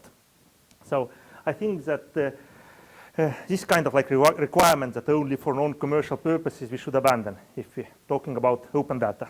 So no this kind of restrictions or education purposes, and I think that the more you can use most efficiently data when it's without any restrictions. But of course, there are many problems why we can't have data without these restrictions. Before I move to these restrictions, actually, in addition to this open data, we have other terms and concepts. One is this big data, and big data usually refers to like size. It means that it's a lot. Big data does not mean that it's open. It does not mean it's accessible. This big data could be controlled, used for commercial purposes, and usually it is done this way. So, but actually one interesting aspect to this, in addition to open data, we have this public sector information. And in this context, I don't think that we should distinguish public sector information and this like research data. Because of course with this directive, which was late, it was not actually so late, in 2013, I think, which was amended, and when you look at their definition of public sector information, then actually it covers a lot. So I don't think, my first understanding is that we shouldn't distinguish this open data and public sector information so much. And my other recommendation is that we should treat them similarly, which means that actually there are certain models developed how to treat public sector information. Of course, there are like many reasons, but actually I think that these reasons are applicable also to research data. So maybe a couple of words why this open data and open science is good, which is usually suggested. Of course, first understanding is that it builds public domain, but actually intellectual property does the same, because the idea of intellectual property is the same. When I patent something, after certain years, it's free, everybody can use. And the idea of open data is that so you publish, you allow everyone to use it, and then it's like helps to build public knowledge base. Additional argument is that it like helps to save taxpayers' money, but actually it could be the other way around too, because I have read about a couple of cases actually when something was not protected.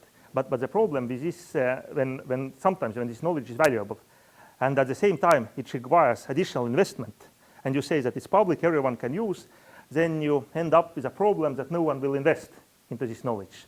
And so it's not so easy that when we make everything public, then it helps to save taxpayer money. Actually, with this taxpayers' money is that, as you have noticed, probably it's not only one state in the world, so we have many states. And the question is, whose taxpayer money we are saving? Because when we make, for instance, when we make everything public in Estonia or Lithuania, is it really saving our taxpayer money, or is it saving, or it should be like reciprocal?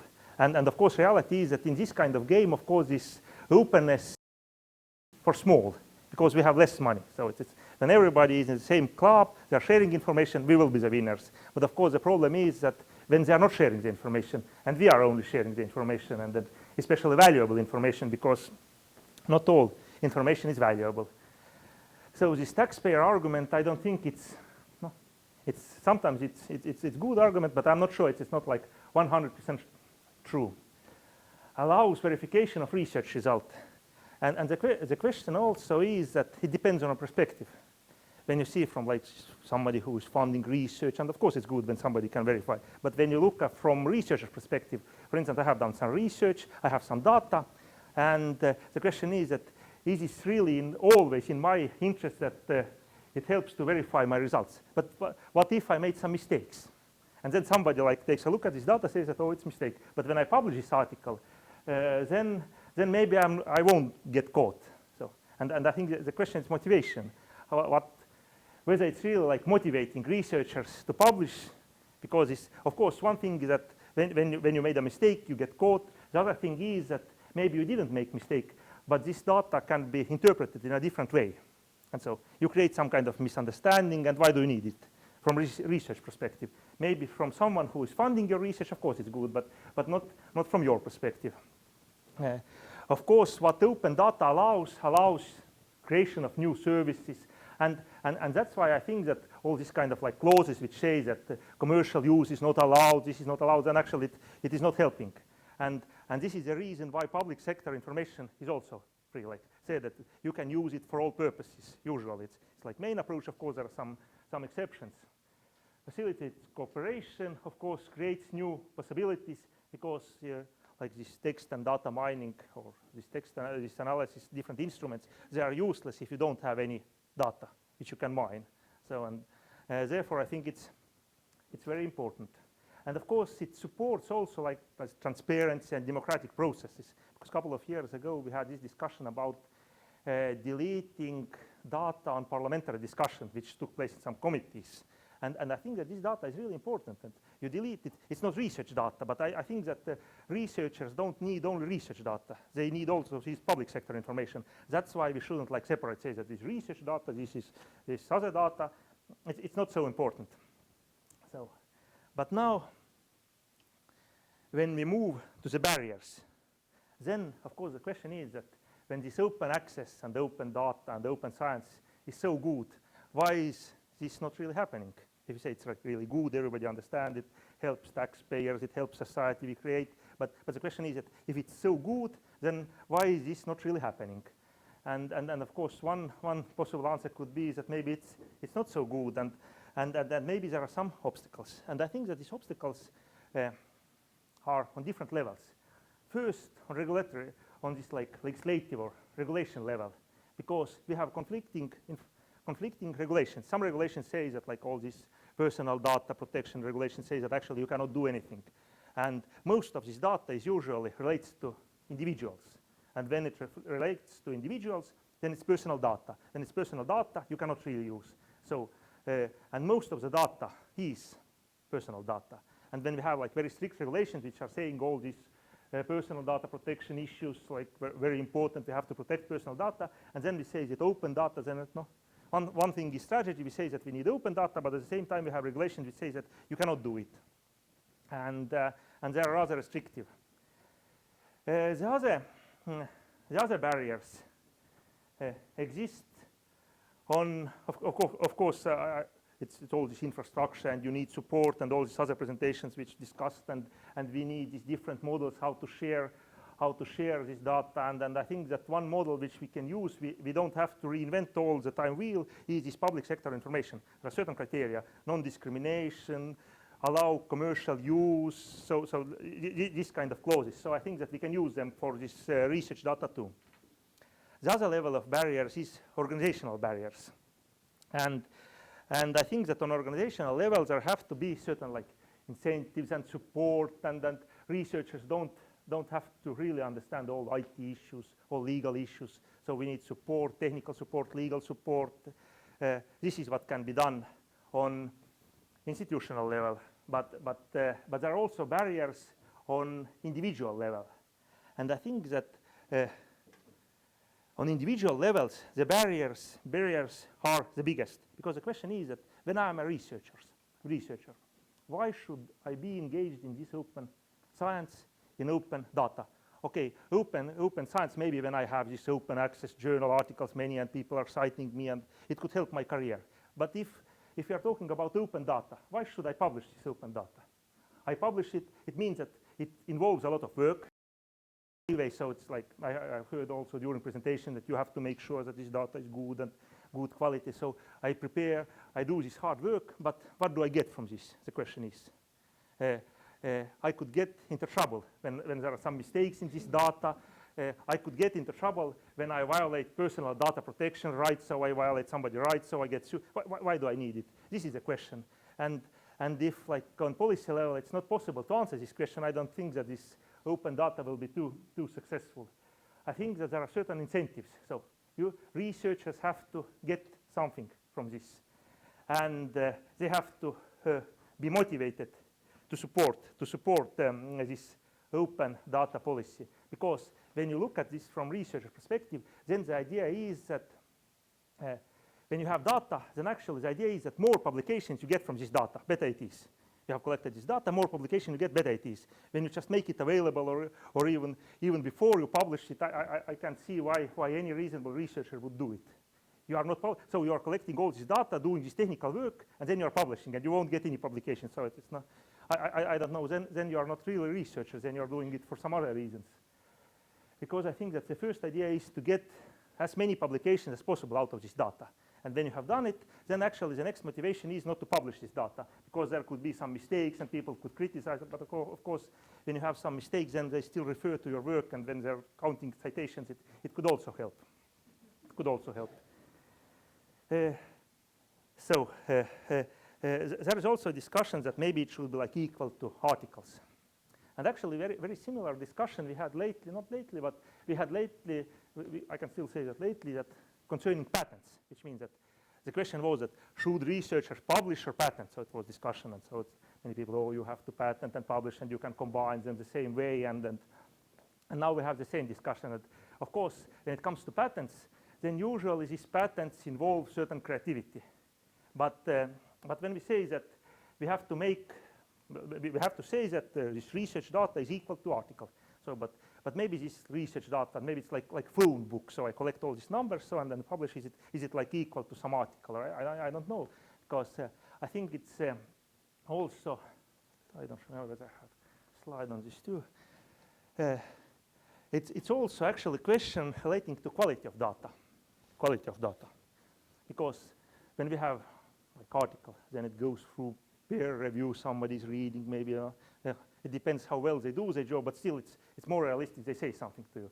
But how to ensure the quality of data? Because I think that one challenge what could be is that when we tell researchers that you have to publish this data and be part of this open science, and what could they do? They just publish data. Because usually when somebody is giving you a hard time, you just do what they want, but the question is quality. So when you have valuable data, you keep it to yourself. When you have something which is not really valuable, so you publish it. So it's very similar to these patents. When you have something valuable, you keep it to yourself. When you have something which is not valuable, you patent it as a part of this university. So university will have patent portfolio. So in the future, university could have this open data portfolio. But the question is that what can they do with this open data portfolio, which could be useless and very low quality? And of course, we can say that researchers are responsible, but the question is that what it means. When you say that researchers is responsible for data, so they publish whatever it is, so what can you do? So fire them, or they say, oh, it's honest. They can always say it was honest mistake, some technical stuff, and or you start like peer reviewing all this data.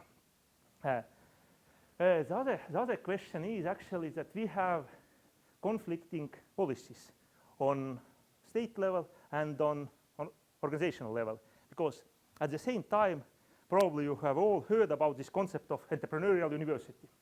Entrepreneurial university says that university has to be like part of economy, and what we are doing, it should go to economy and so on. And now my question is that when we make everything available for free, how can this be compatible with this open data and entrepreneurial university concept? Because entrepreneurial university says that you have to sell things, you have to be able, you have to create products. But when you make them available, and then when it's like for free, then nobody is paying for this, or you have to be really inventive in coming up with different business models. And actually, what could be the result is that when you have something valuable, then you sell it. When it's not valuable, it will be open science and open data. I'm not sure whether this is the result what is expected, but it could be. It could be. There is also an issue of ownership of data. I think that at the moment we have some kind of like de facto ownership, because usually when you take a look at these intellectual property systems, then copyright is not protecting facts. Maybe trade secret law is protecting to some extent, but basically but basically you still have certain ownership. When I have this knowledge and I'm not telling anyone, so it's de facto it's mine. Actually, there is also discussion on EU level that maybe there should be some kind of right, certain specific right which protects data producers' interests. And when they introduce this kind of rights, this question is that how it will help all this open data. At the moment, of course, what we have database rights. When you put this data into this database is controlled. And but problem here is that usually data is not developed by one person. So you have many people. And now the question is that who owns this data? And this makes also things complicated. Because when it's produced by one person, he is employed, he makes it available, it's easier. But with more people, then you have to have certain arrangements how to manage. So it took less than 5 minutes. Thank you. Thank you.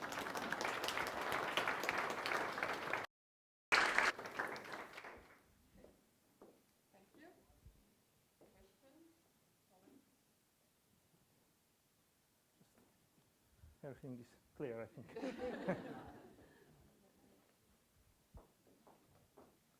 think. Still one comment when you mentioned entrepreneurial university, then if you make all the data available publicly, then you need very good people with PhDs to analyze it. Without it, you are just unable to use this data properly or analyze it.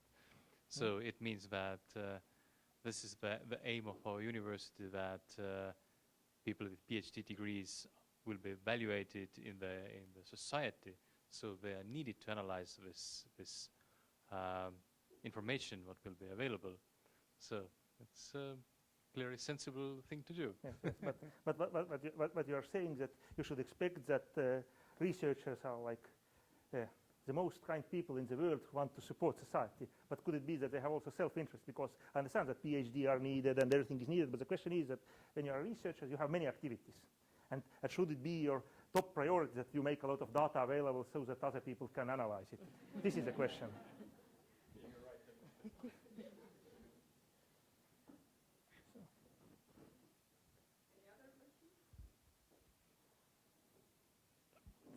I can give this to Asko. Yeah, okay. Thank you.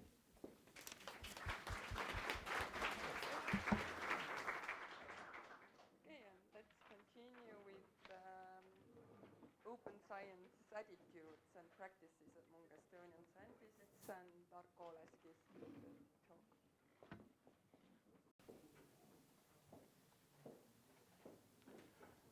Hello, glad to be here. I'm here to introduce a survey which we very recently did at the Tallinn University to investigate about what Estonian scientists, the researchers, currently do about open science and what are their attitudes towards it. So the survey was commissioned by the Estonian Ministry of Education and Science and the Estonian Research Council, and we will conduct the project together with the Estonian Academy of Sciences. The larger aim of the project is to create kind of roadmap for Estonian open science, to explore the current situation and give suggestions how to move forward. And in order to map the current situation, getting to know what is currently going on, what people think, what researchers think, what stakeholders think about things is crucial. So that's why the first step of our project was to undertake a survey among Estonian researchers. It just finished a couple of weeks ago. There was a web questionnaire which we sent out to a large part of Estonian research community, scientists who have been involved in grant projects. So we sent out about 4,000 requests to answer the questionnaire and got back 671 responses, which is around 16-17% of the sample, which is not that much, but it does give us some indication about the attitudes and the trends and potential problems in that road. So as the survey is quite new, I'm going to give you the data which is quite basic, quite descriptive, but should give you a basic idea of what the situation is. So first of all, who were the people who responded? It turns out they were mostly quite experienced. So more than half of them had been in research for more than 15 years, which is an indication that we got the most active and experienced part of the sample. And natural sciences was the field that was most active in responding. And most of the other fields were somewhat equally, mostly equally represented. First of all, how do the researchers currently store their data? Most of them said on my personal device, on my work computer, personal computer, on my external hard drive, everything that falls into this personal category. That was the main, followed by some kind of institutional system provided by the university or etc. So some international solutions like repositories were very little represented there. So yes, people tend to be, I don't know if you can call it lazy, but the most convenient way for them is to store it very close to them. At the same time, they do admit that most of their data is something that when it gets lost, it's difficult to replace, or at least takes the same effort as it took the first time to replace. So it's not easy to replace the data when it gets lost. And we also asked them, are you happy with the current system, the way you store your data? Most people said, yes, they are. It matches their needs. But very often they also emphasize that, yes, mostly when I store it on my personal device, there is a big risk of losing the data. So awareness about that was quite high.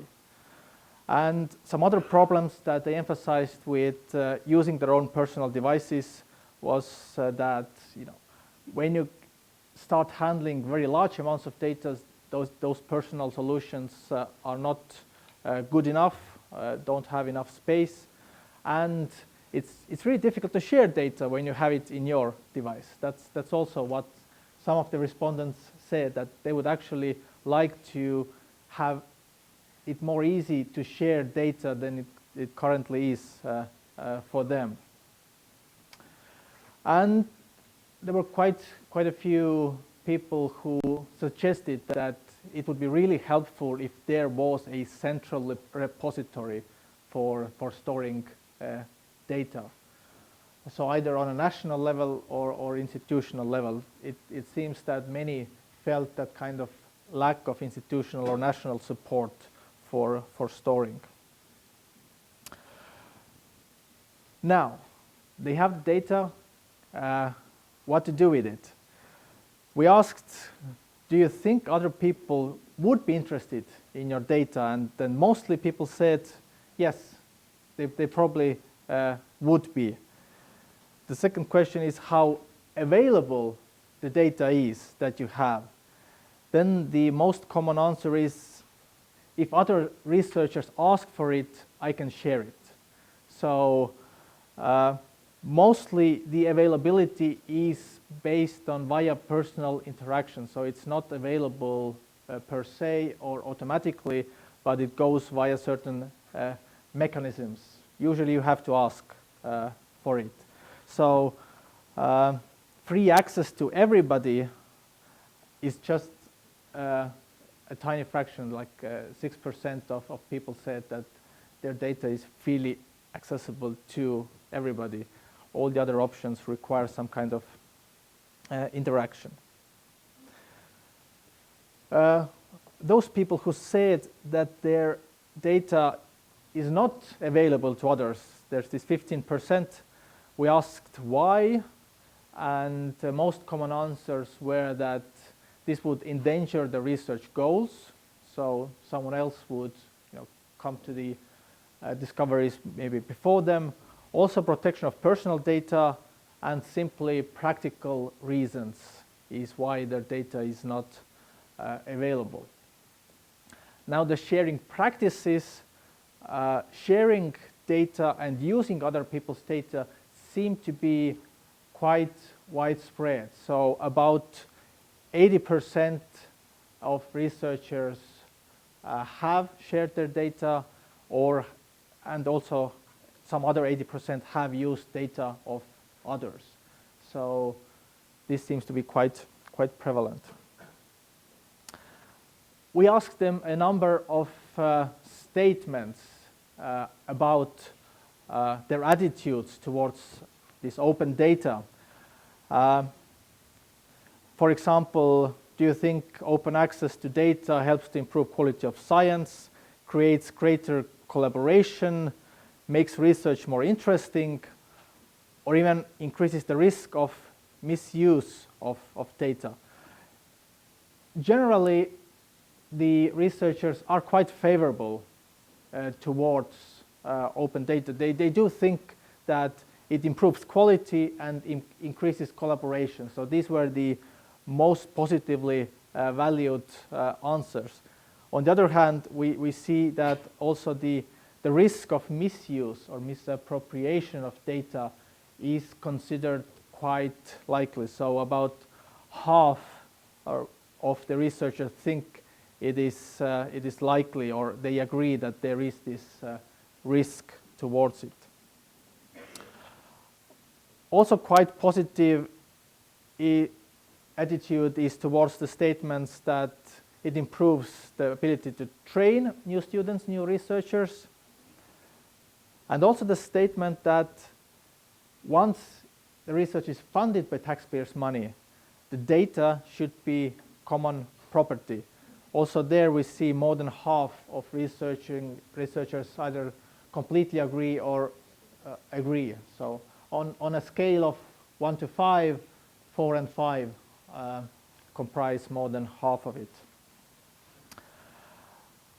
Curiously, when Carol said in her presentations earlier that most researchers feel that lack of access to data hampers the goal of science, or stops getting research answers, here we see that people tend to feel that it doesn't concern them personally.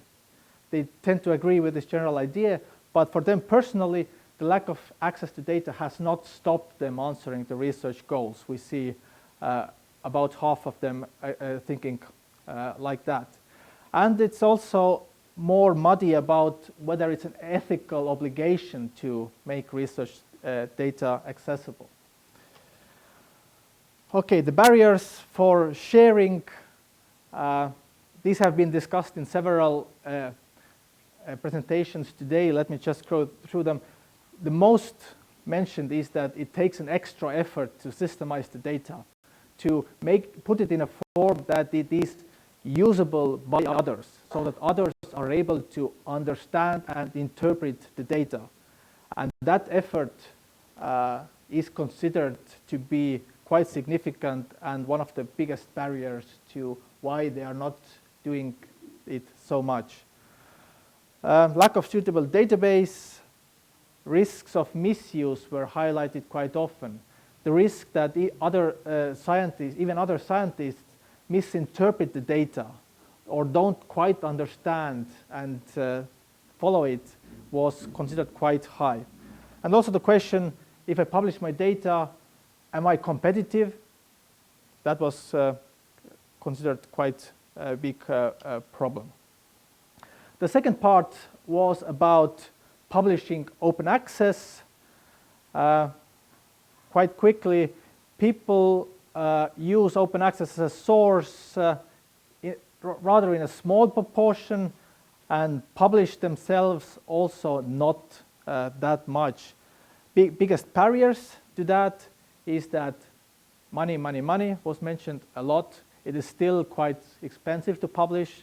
in open access journals, and there were several doubts about the quality and reputation of such journals. It was mentioned that when the research system is demanding high impact publications, then you don't have suitable open access journals to respond to that request.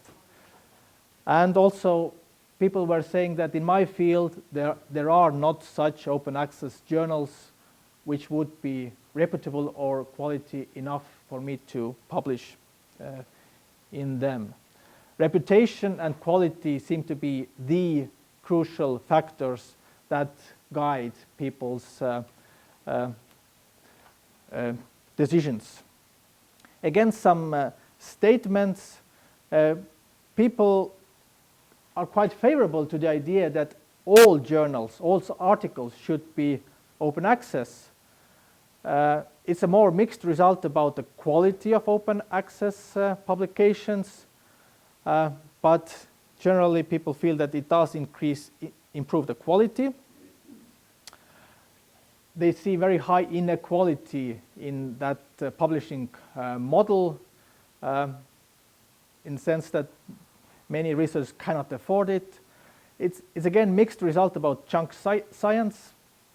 Although we got many comments about it, some people also say that this is not a problem in open access publishing. And people rather tend to think that it's a good path to move towards open access of all state-sponsored scientific work. And then finally, we asked them, do you think when you publish the data or the articles open access, whom does it benefit? Are there groups who can take advantage of it?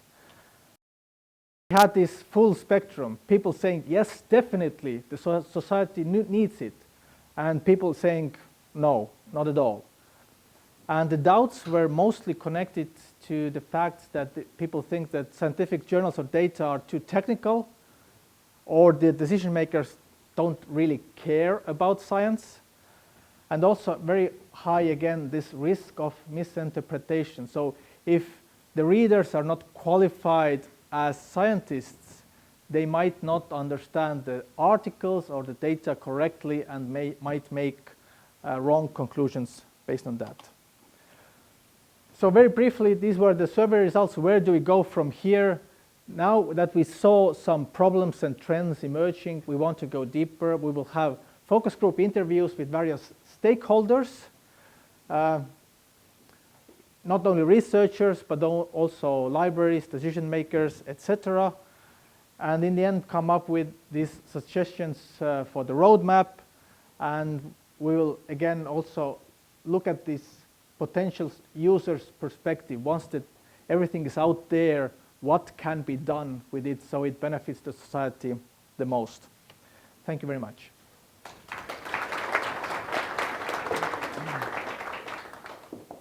Thank you. Questions?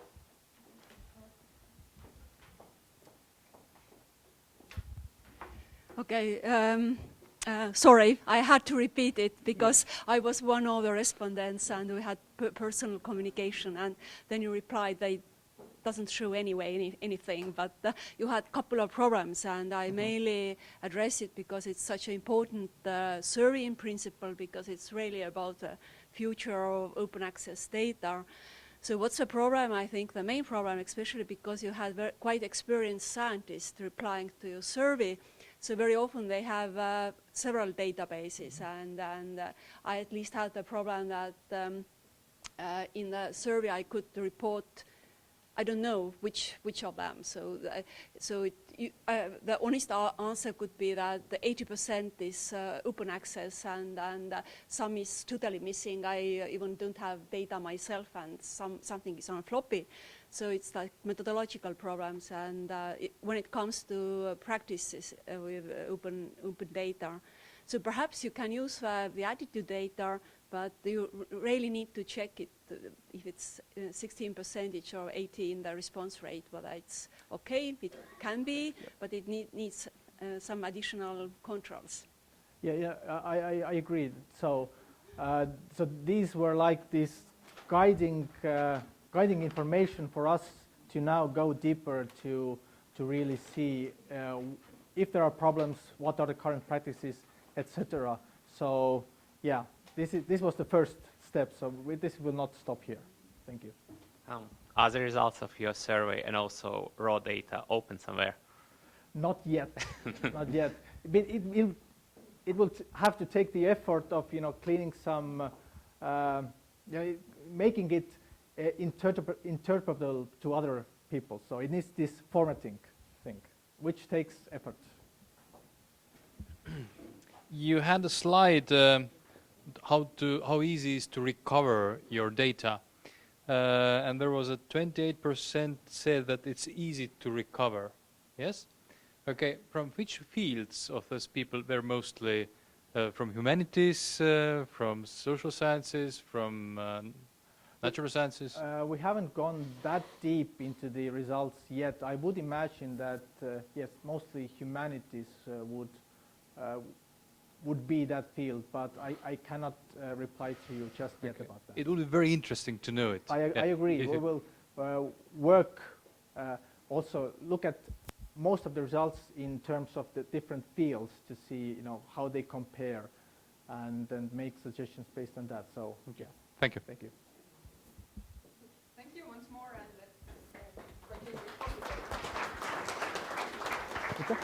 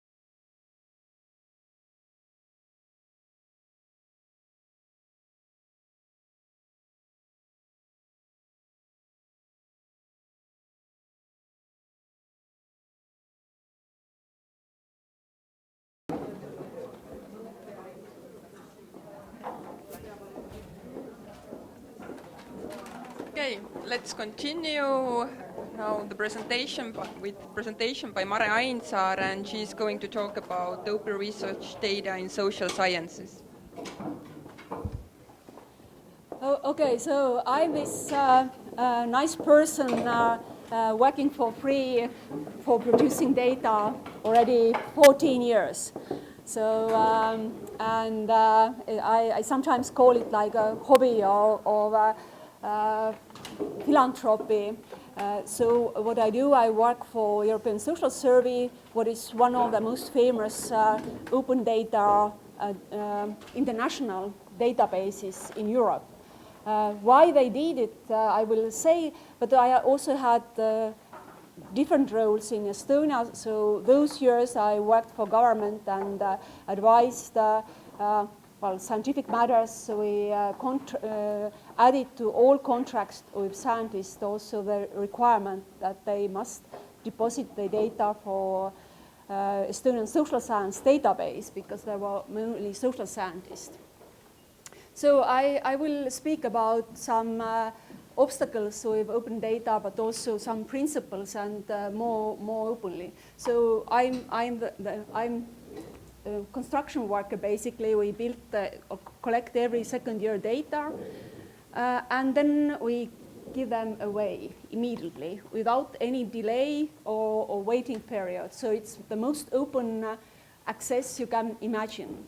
So from where it comes from European Social Survey. Basically, it's an international project, so we're basically producing this corner section here, and all the other 30 countries are contributing to the other parts of the thing.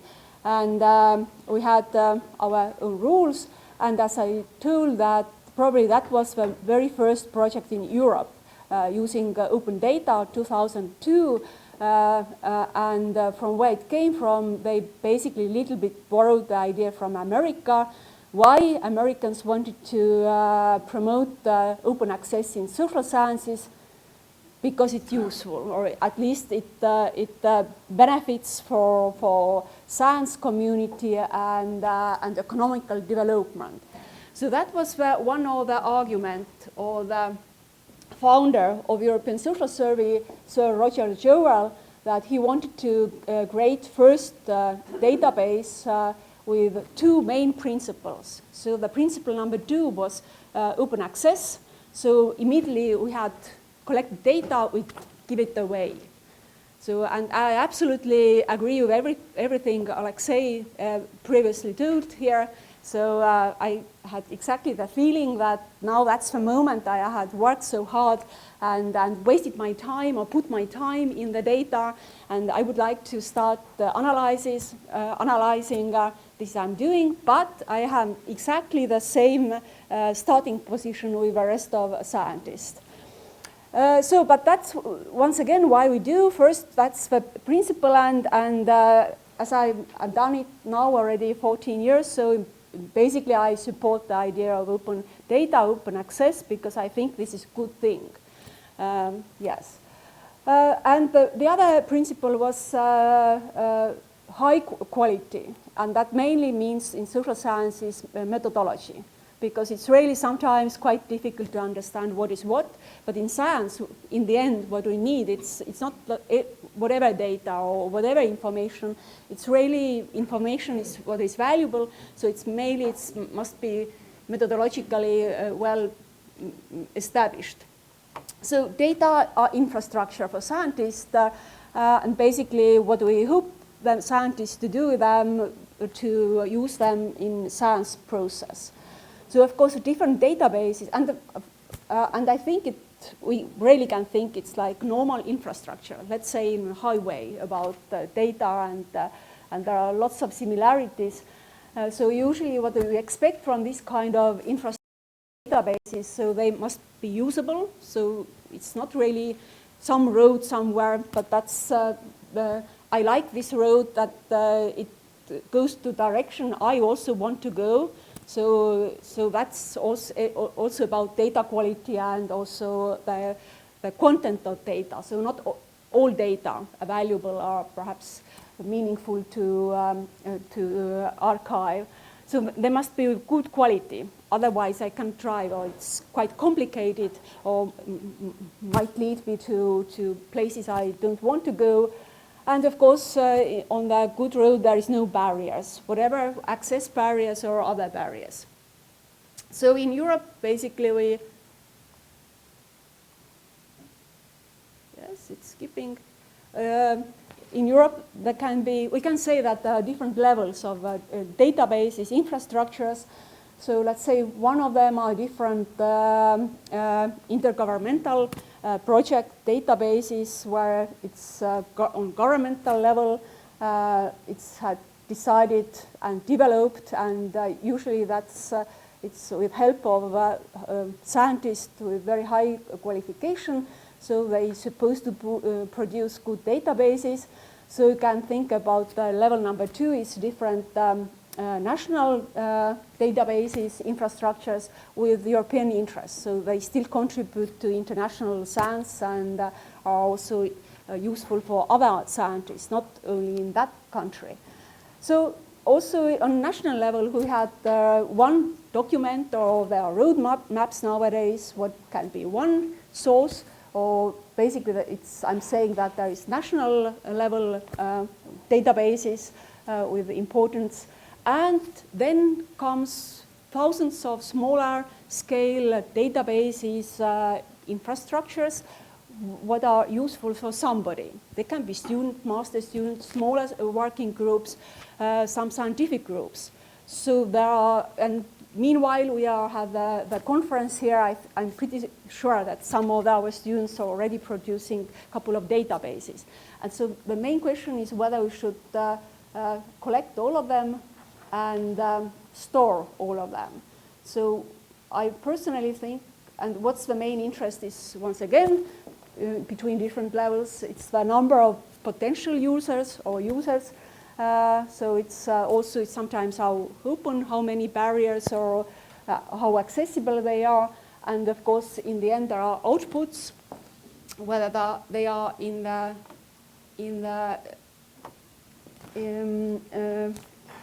terms of publications or larger influence to society. It could be that when other persons outside the science they still can produce something useful out of that, reports, information for decision making, etc., or patents or whatever. So different databases, different infrastructures have different potential to be useful, and I personally think that those who with higher potential are, or must be, or should be, our main interest. Or it's kind of must, if we want to create some archives and store data for future of science and from society. So this number 1, 2, this is kind of must that we must catch or somehow to involve to our databases.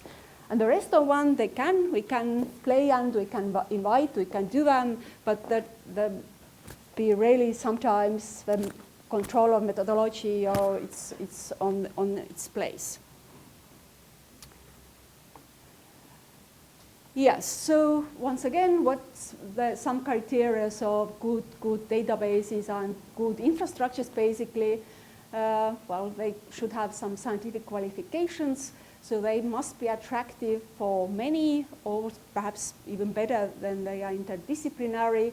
Very often, the best of them, they are not only scientific, but they could be used also for training purposes, and they have some impact on larger scale, so they are innovation sharing. So, and I think there has been already a couple of presentations today, but I also would like to point number 6, that open data is not enough.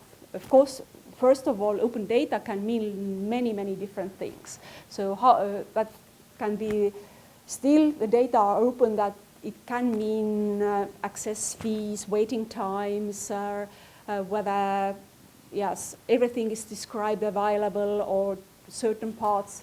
So I have been the privilege to be part of evaluation processes of in different countries or different infrastructures, and that had taught me that open access really can mean many, many things.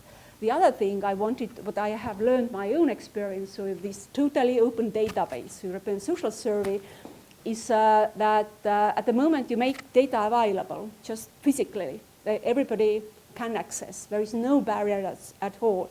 It really doesn't mean that everybody is using it.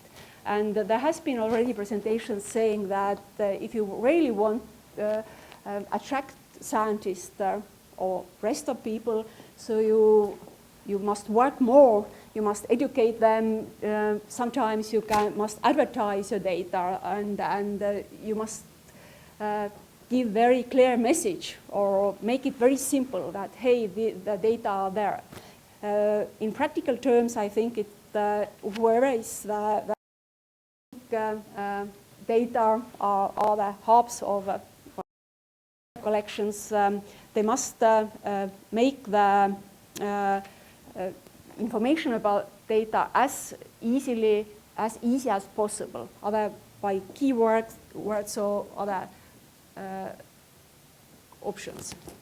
So European Social Survey in Estonia got the prize. We did very good job,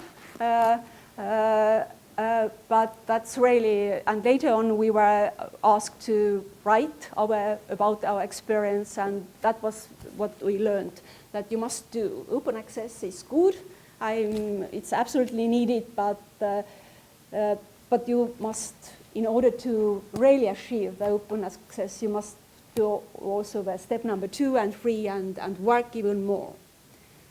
So what is the paradox of open data? So as you understood, in principle, I'm in favor of open access. I'm practicing myself mostly. Not all my databases in my long life are with open access. But what are the paradoxes? And I think one of the main problems is that scientific data is the main capital of a scientist. So what does it mean? So usually we have the capital, it's a currency. In everyday life, what is our main capital? Let's say it's money. Is anybody against or just arguing against me? Okay, we agree that euros perhaps today in current place. Would you please, everybody of you, bring me some euros? That's as much as you can. The more, the better. So would you? so I will make them open to everybody. Basically, I hope you are not against open access. So this is what the scientists are feeling. They have worked hard, put their efforts, and they have deserved the data, and then they are asked to share, basically to share their currency. And then at that moment we see very different practices. So yes. So 2 years ago we also collected data in our university about international surveys. So not about all surveys, but international surveys using sociological methods, whatever, quantitative, qualitative. There are more than 100 of them since 2019 up to 2014. And only 16% of those international surveys made the data open, available to somebody outside the team. So it's and totally open, open to everybody. In principle, there were quite few of them, but of course I must say that it happens more frequently in recent years. So especially international databases, and because of European Commission requirements, Horizon projects, the data are mostly available. But the percentage, it's not very high. So how to motivate the scientists? And because really it's first like tools that you need to place where to put, but then it's also really motivation that what you get, you had worked hard and then you give it away. And I had lots of colleagues that despite of this open access development and general moods in society, they quite recently had claimed that they are not going to share the data. Why? Once again, because if you have capital, then you can buy, or you can exchange or do something with data. Very many authors of the data, or they publish either themselves or they exchange it to authorship. So they invite, or if anybody is interested, so they negotiate and become very often authors. Why is the author's role much more attractive than data producer? Because it's more highly evaluated in the world of science. So very, very few, I admit, during my lifetime, nobody had gave me any credits because I worked 14 years with this database, but every publication in good journals, in all my evaluation rounds, they are counted. And so it's very rational. So, and definitely if we want to change something, so we had to think about how to change or what to do. Yes, and of course there are lots of presentations today already saying that in order to make your data open access, you need extra resources, either in terms of time.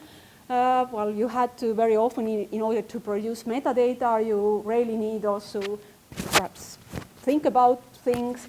So it's it's about extra resources, and we need to solve that question as well, and from both sides, from the data archives and also from sides of scientists.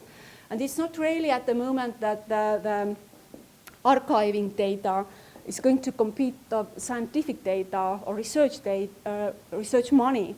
So it's, well, I'm not really sure it's going to win, because if my research project is still the same amount of money, and I just need to dedicate one part of that to data archiving, whether I shall do that or not.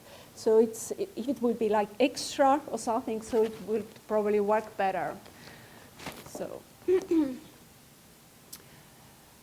Yes, so they can be really, once again, because the costs are really very important, so they can all long different costs.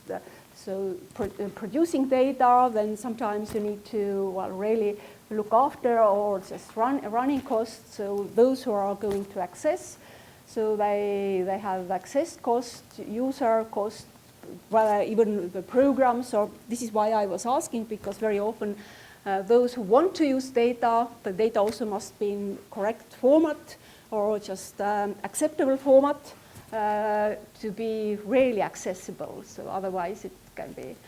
And some projects we are doing, for example, once again, in European Social Survey, we really work hard, or the total international team works hard.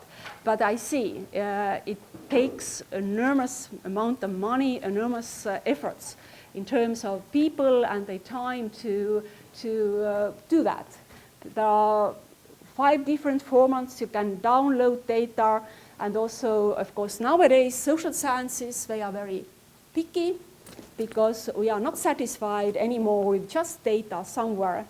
But I guess it could be that probably I think the museums were the very first data archives, and it comes from natural sciences, because the scientists went out to expeditions and collected artifacts and brought them back, and they were put to museums. But after museums, probably social sciences were first who started to develop IT-based databases quite early already, and in 2017, we are mainly on that level internationally, that we don't really expect to see only data, but very often we really expect to see this data be available for online analysis. That was also several presentations today already. So the Nestor system or others, they basically, you don't need to buy a program to your computer. You don't need to waste the money. It's very often very important, especially for younger scientists, but you can still use the data. This is what the Nestor does. And the best our international databases, they have this quality already. And of course, you must also have all the rest. One, you must need good data, metadata, methods, that means quality, and then you can run online analysis. Yes, so in the end, suggestions, what do we need? Open data need resources, so for different purposes, to motivation, but also for quality control, standardization, and so on. Well, there can be different places where to keep them and archive. So the collections can be either in social sciences. We are most in favor social science archives, but well, perhaps why not the other places? But they really must meet the, well, nowadays expectations, what do we want to have. And for authors, this is quite important that in order to all this circle of data management could work, we need some carrots for authors, that some motivation them to be more interested in and eager to work, to put extra efforts to their data to make them public and open, because it's it can't be just philanthropy. So it's well, it would never be otherwise like a big movement. So very often what we now see, I think it's okay that, but basically that Tartu University and Vilnius they are basically self-report library systems. So it's probably better than nothing, but what I wanted to say that perhaps, well, we should think further away and put more efforts on that. And they, as we see, they are not necessarily very high popularity, and there are probably lots of reasons for that. And basically, that's all I wanted to say.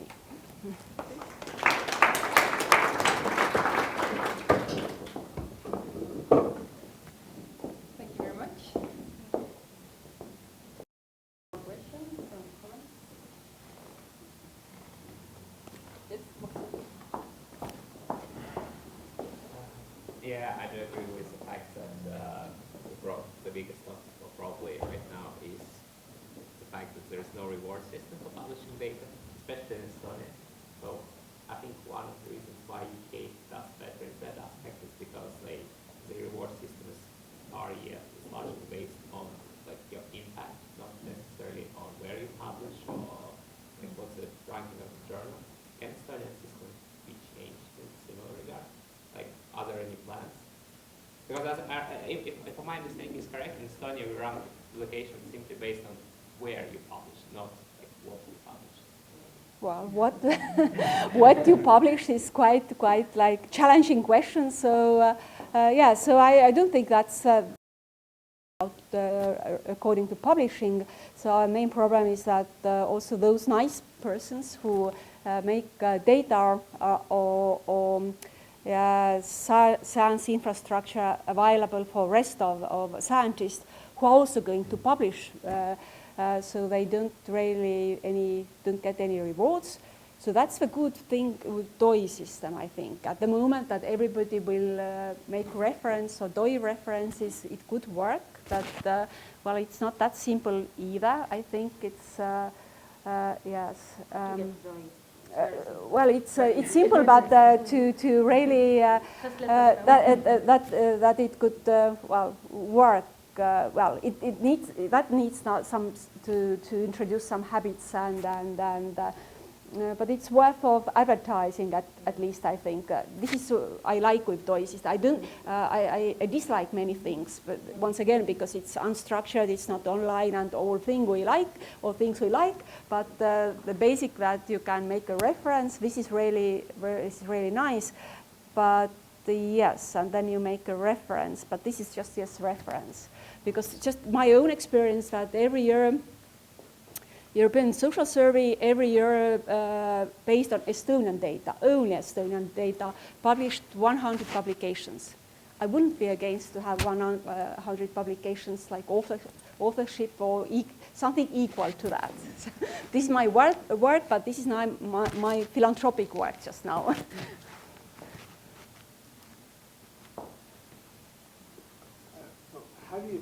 experienced any of the problems that came out of the survey that I presented, that the scientists are afraid of when they publish the data, that either no one is interested in the data and they're not using it, or other scientists or societal groups are using it but are misinterpreting and misusing the data?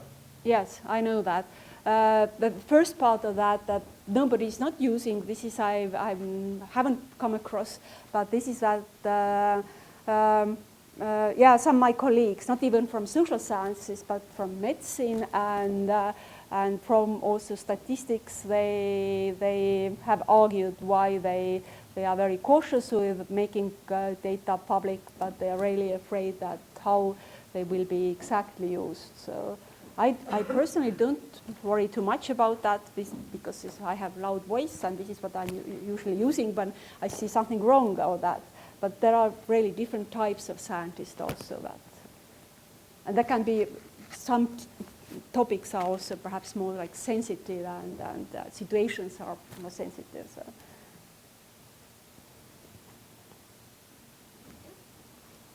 No more questions, then thank you once more.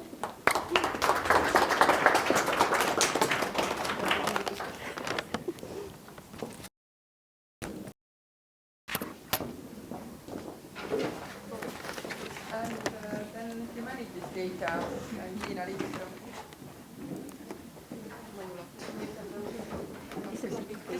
It's a big voice. Ma pean endale pülgele puutuma.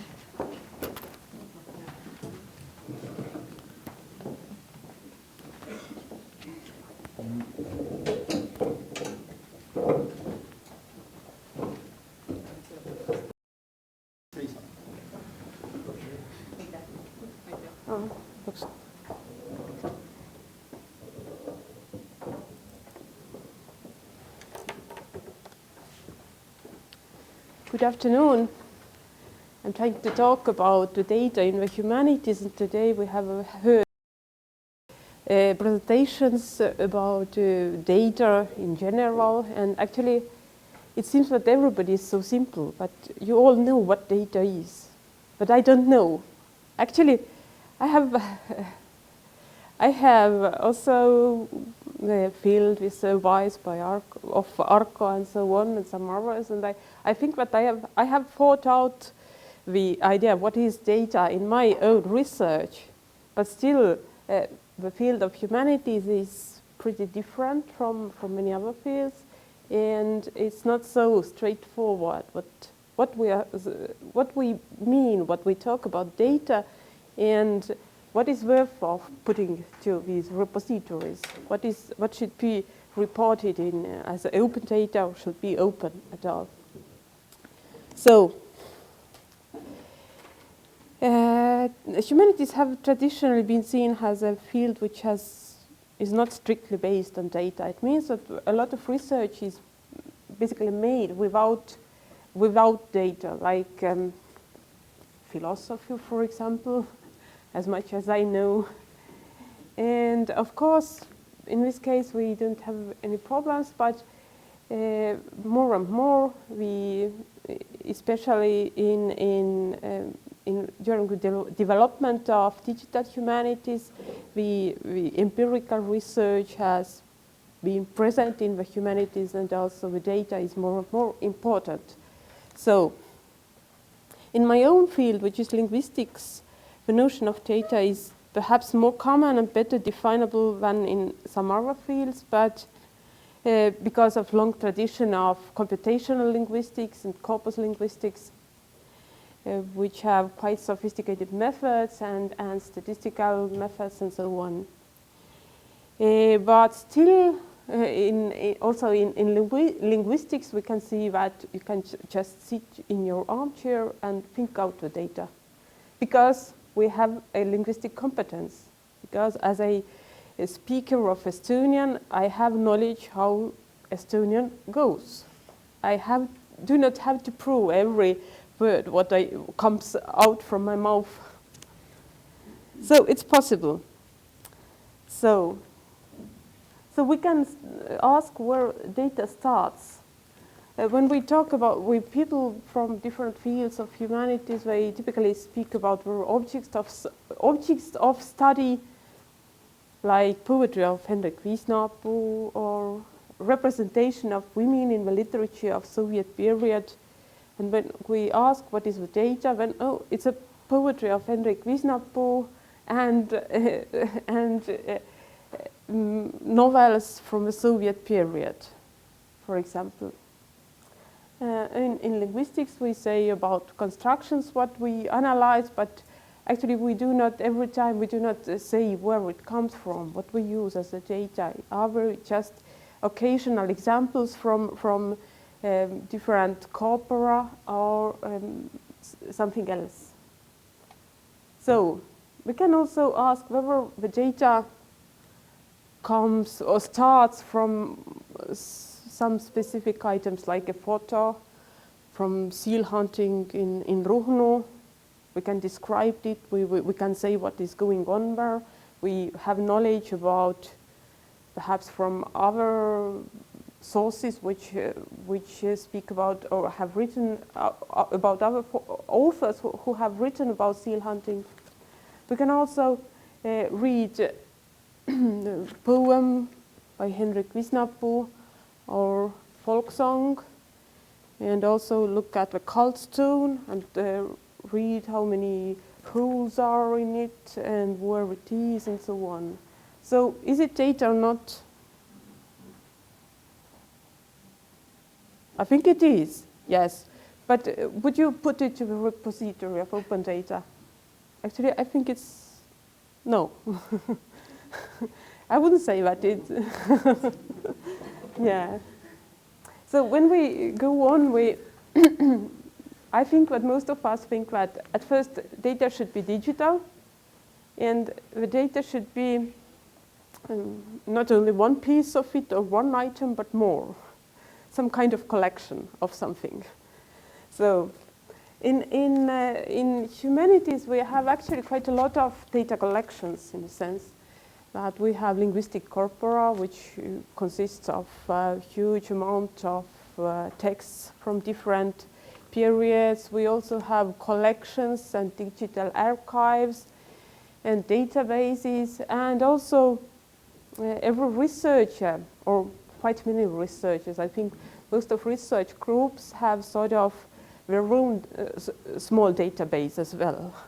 So all these databases which are bigger and better than others, they already belong to some repositories or should be there. Like for linguistic corpora and dictionaries, there is a Center of Estonian Language Resources, such kind of repository, and for libraries, museums, archives, there is e-Varamu. So basically, this data is already open. So we don't need to say anything about it. In addition to it, we also have unstructured data, which are just like text collections of like e-books or internet is a typical unstructured data. And of course, we have every kind of metadata. So, and what makes also humanities complicated is that we all these data or objects what we study are actually very different of each other. We have a lot of textual data, but also music, sound recordings, pictures, photos, archive recordings, physical objects, and so on. So it is really hard to define what the data is, and we have to do it every time again, figure it out. Some people say that data in the humanities is also complicated because when we take it out from the context, we already change it, especially like when we take words out of the context, for example, or some other things. So to conclude this part, I would say that data in the humanities is very heterogeneous. It comes from very heterogeneous sources, and it's and is by nature very heterogeneous. It depends on the context where it occurs, and it can be structured or unstructured, depends how much work it has been done already with it, and it can be small or big. So it can be just one poem, and it can be also a big collection of poems or internet. So as much as I have been talking with people, it seems that humanitarians actually do not know what kind of data is of interest when talking about open data. What should be there in these repositories? We have sort of decided, but first we should talk about it. So I have a small example of my own project, which is a Estonian dialect syntax. What we do is we try to find out syntactic patterns that occur in Estonian dialects and compare Estonian dialects, how different they are in respect to these frequencies or just occurrences of these syntactic patterns. So we have sound recordings, which are already in the archives. We have transcriptions, which are already in the archives. We have simple XML text, and we have also morphological annotation plus metadata. And this part of this corpus we actually use the most. So, and also we have tools for corpus analysis and visualization. So, both sound recordings and transcriptions are available online in digital archive already, and annotated corpus is also online. So basically this data is open, and what we do is we just try to extract data from this large corpus. First we define the constructions, when we take out the constructions with scripts, when we check it, in order to avoid mistakes and so on. When we add some information about meaning, and this is actually quite huge work. So when we have to, sometimes when we compare frequencies, we have to normalize the data and visualize it on the maps, and when we extract the data, it looks like this. It means that there is a lot of textual data. There is something added, some metadata like murre, which is dialect, or parish, or village. I think that also these people who know Estonian actually do not follow this very well.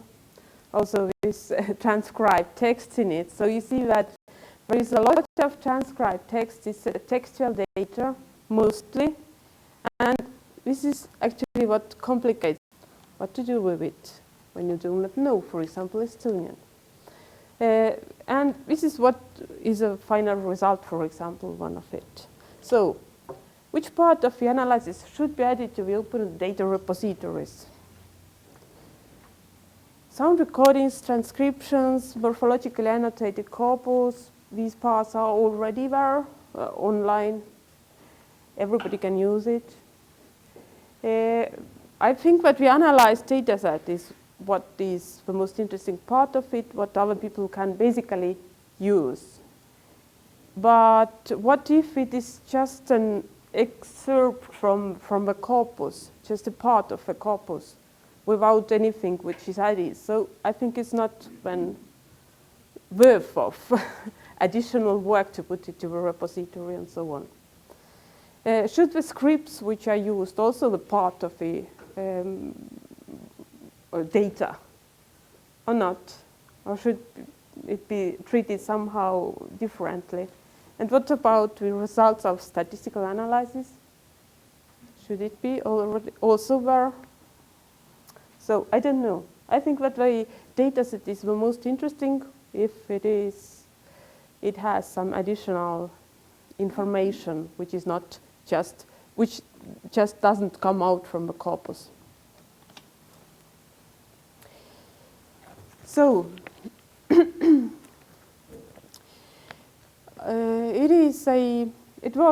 our work is quantitative, but quite many people in the humanities work with qualitative data. It means that we have interviews, we use interviews, and for example, or just pictures of photos or something like that, and try to explain, describe, and whatever we do with it, the whole paper can be about can be a qualitative analysis just of not a very huge part of materials. So is there repositories also for such kind of data? Do you want such kind of data to repositories? Like, for example, one of my colleagues mentioned something like interviews with the members of or workers in the Research Council of Estonia. This is a very complicated example because it also has sensitive personal data. So basically, probably we cannot do it open. And the second thing is that it may have other kind of sensitive data. So it's complicated. And also, of course, we have copyright questions because perhaps the other colleague of mine is doing research on poetry of Estonian poetry in 1990s, and this is just a copyright question, and perhaps she uses maybe 100 or 200 poems and does something with it. Should all the poems be also a part of data in repositories? Do we want it or not? Do we need it or not? Another set of questions are related to users, possible users of humanities data. As you see, the studies in the humanities are culture specific. And it basically means that the range of possible users of this data is very limited.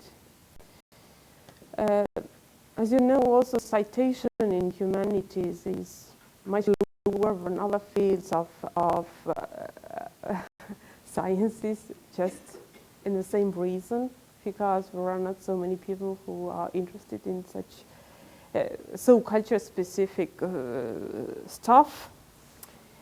And I have a question, actually. When I do a lot of work, put my data to a repository, and no one is going to use it, so why I should waste my time for it? When I know that the only persons who are really interested in this kind of data are actually close to me in my work group.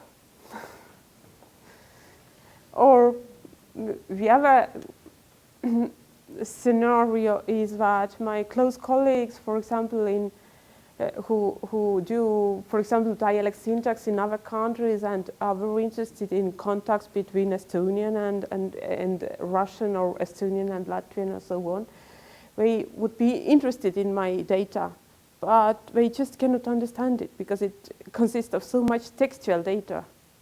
So I'm not going to translate it because it's awful work. So can we use it? Is it worth of doing all this work? I think these questions are easier to handle when the data is mainly numerical. It occurs often in, for example, in phonetic measurements, and also in archaeology, for example, when we just have a numbers of these gallstones in Estonian different regions or so on. And also, especially in linguistics, we actually do quite a lot of experiments, and also the results of experiments are, I think, easier to understand for also more widely. So my question is that how much effort I should put in making my data open, and who is going to use it? Is it worth of it? So thank you. If you know the answers, I would be very grateful.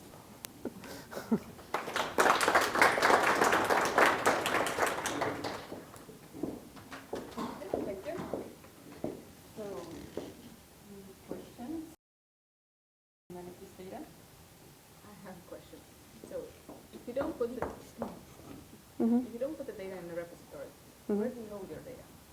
Where? Yeah. In my Preservation?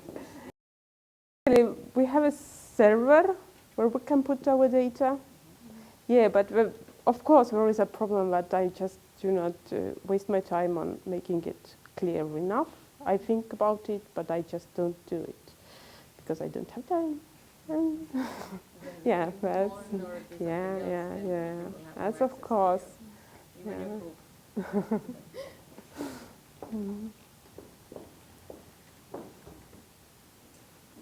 Yeah, so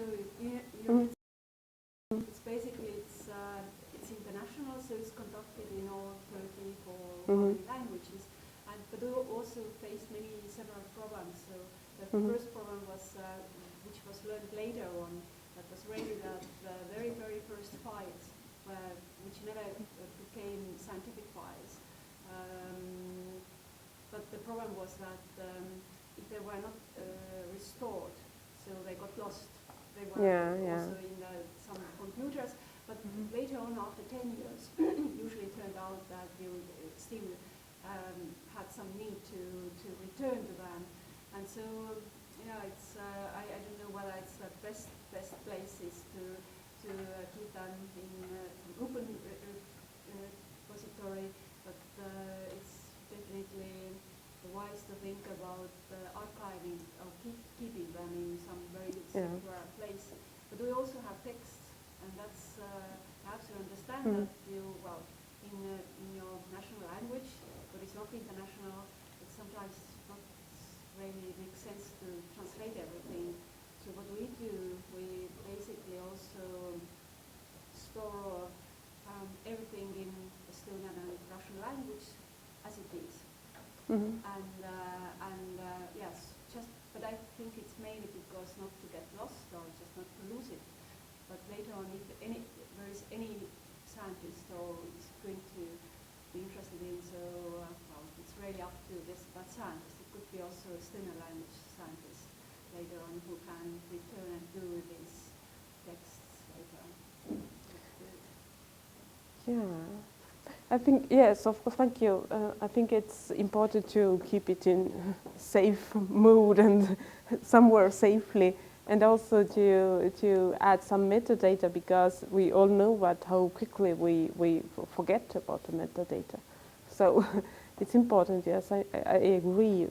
But for me, it sounds a bit frightening to have all this awful metadata what you plan to add to your repositories. Because then it comes to metadata, it's already like extra work, and it's really exactly. Going to think whether to invest or not to invest.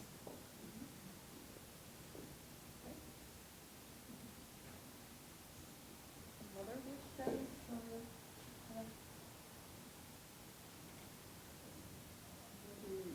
People working more with repositories would like to answer some Venus questions.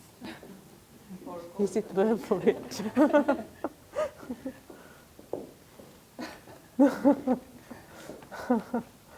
Okay. More important question is which are relevant now for long-term preservation.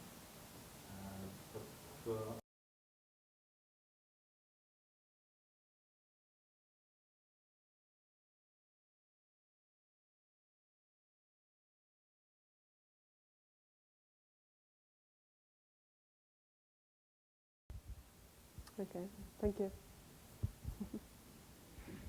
Yeah, I also said it to Jenny. Yeah, I don't think, so the thing is when you store the data in repository, you're not thinking about storing it for like a couple of years, you're thinking possibly about 50 years. So Americans right now have digital data preserved from like 60 years ago, and you don't really know whether right now it might be useless to everyone, and then in like 30 years of time it might be really useful to a lot of people. So I guess that can be a motivation for you to preserve the data, even though it seems that it's boring and only you use it right now.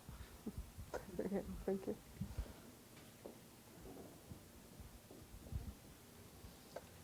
No more questions? Then thank you, Lina.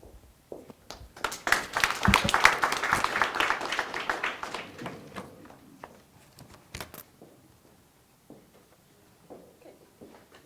So, and next Rei Murakas is going to talk about again about social sciences data.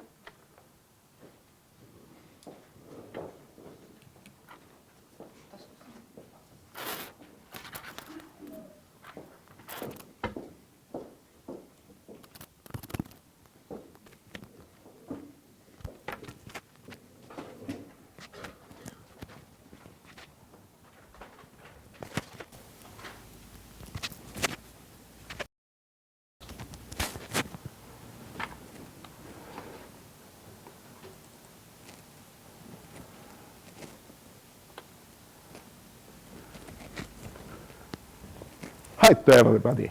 My name is Rei Murakas. I am from Estonian Social Science Data Archive, and this presentation was prepared together with my colleague Liina Mai-Tooding, working in Institute of Social Studies at University of Tartu. So as I.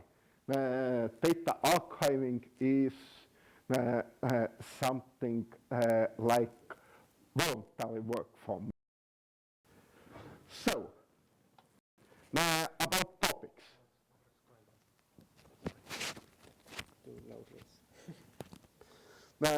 First, about background, social science data archives, Estonian one, international consortium, and Horizon development project. Secondly, experimental small case study about data use. And third, some existing general solutions to document social science data. So, about Estonian Social Science Data Archive.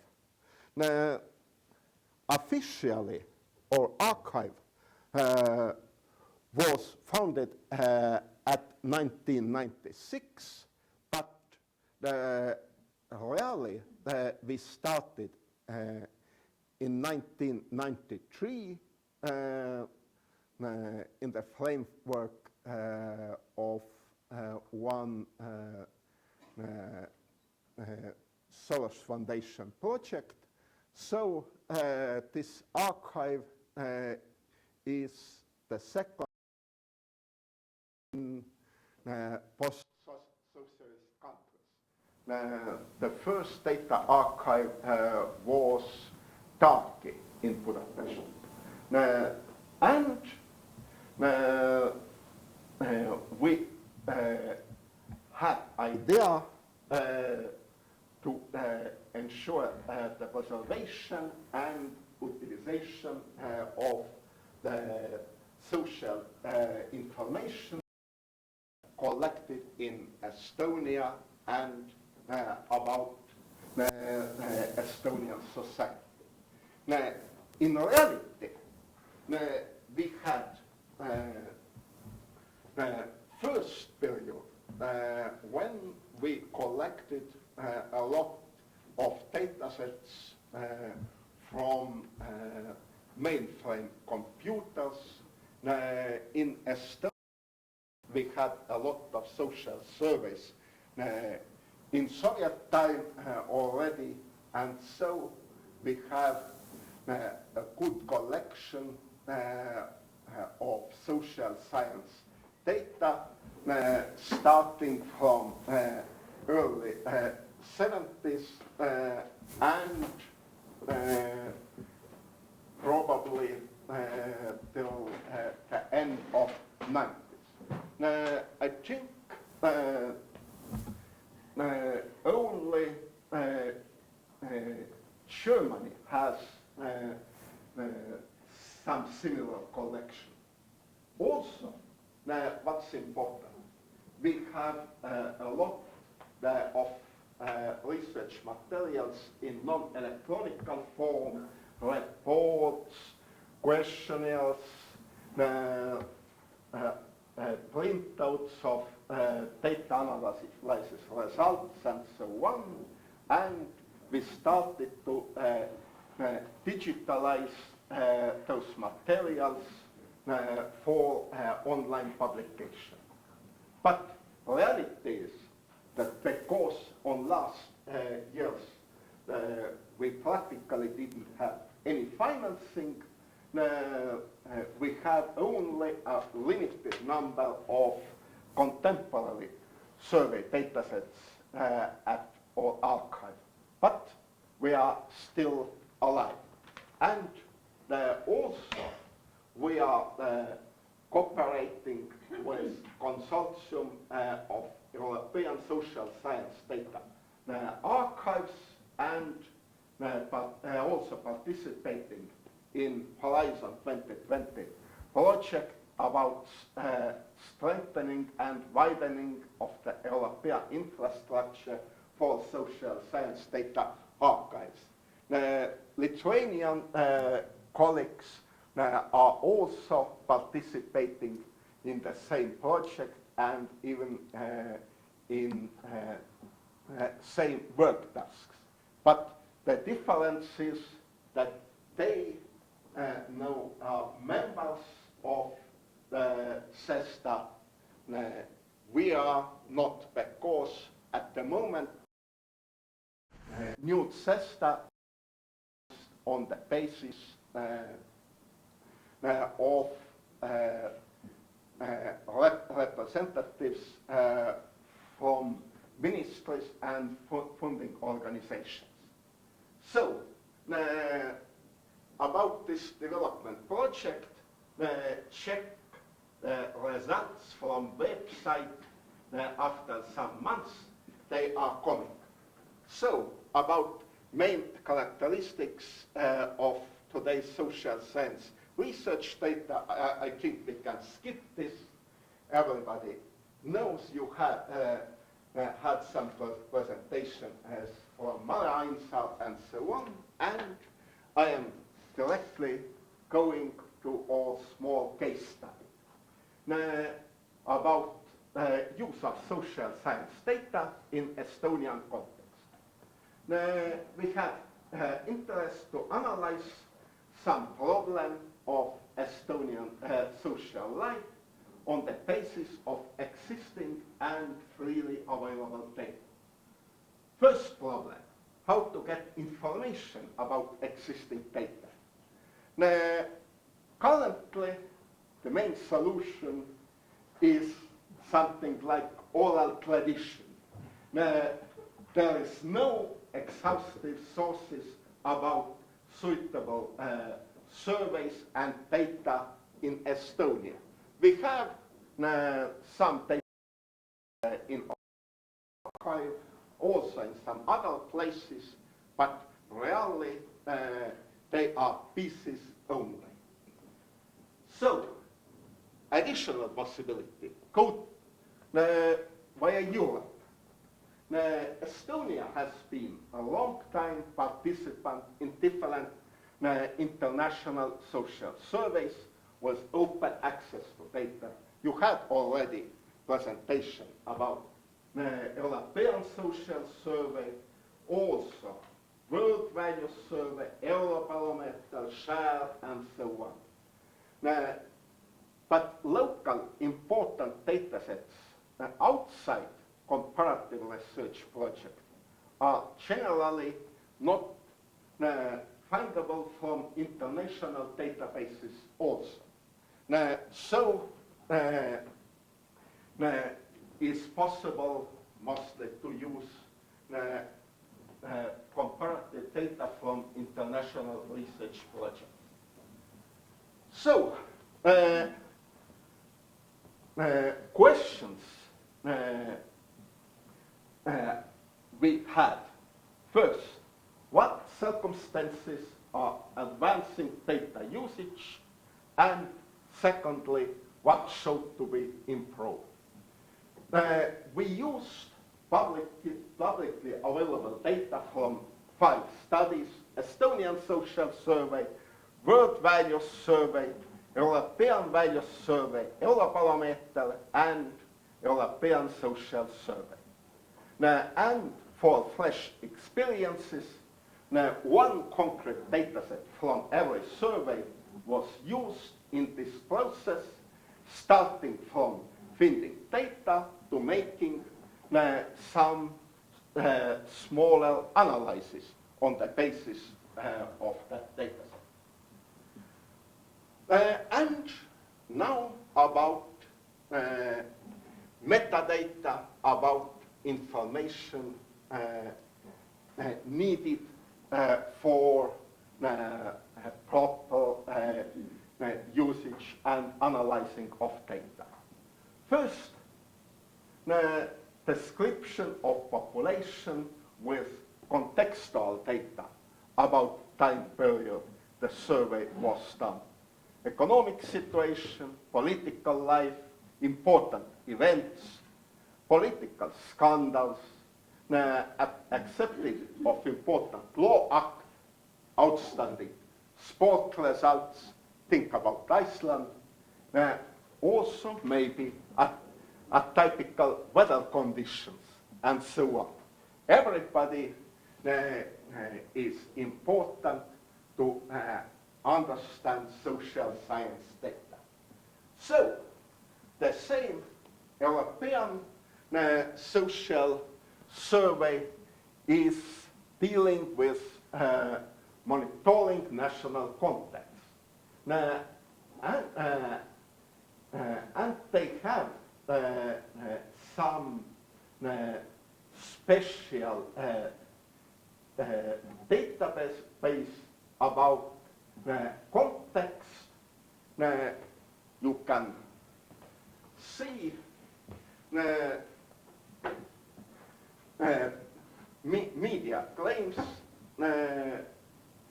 about different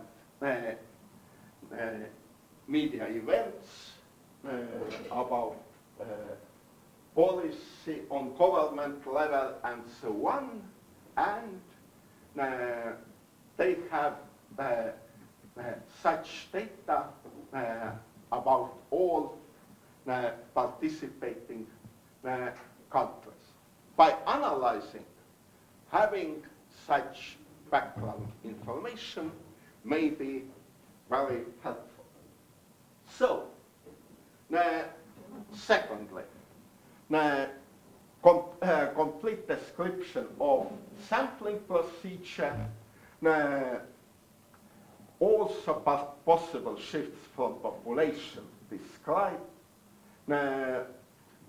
also very important description of used weights, especially if we have 10 weight variables. As a positive example, we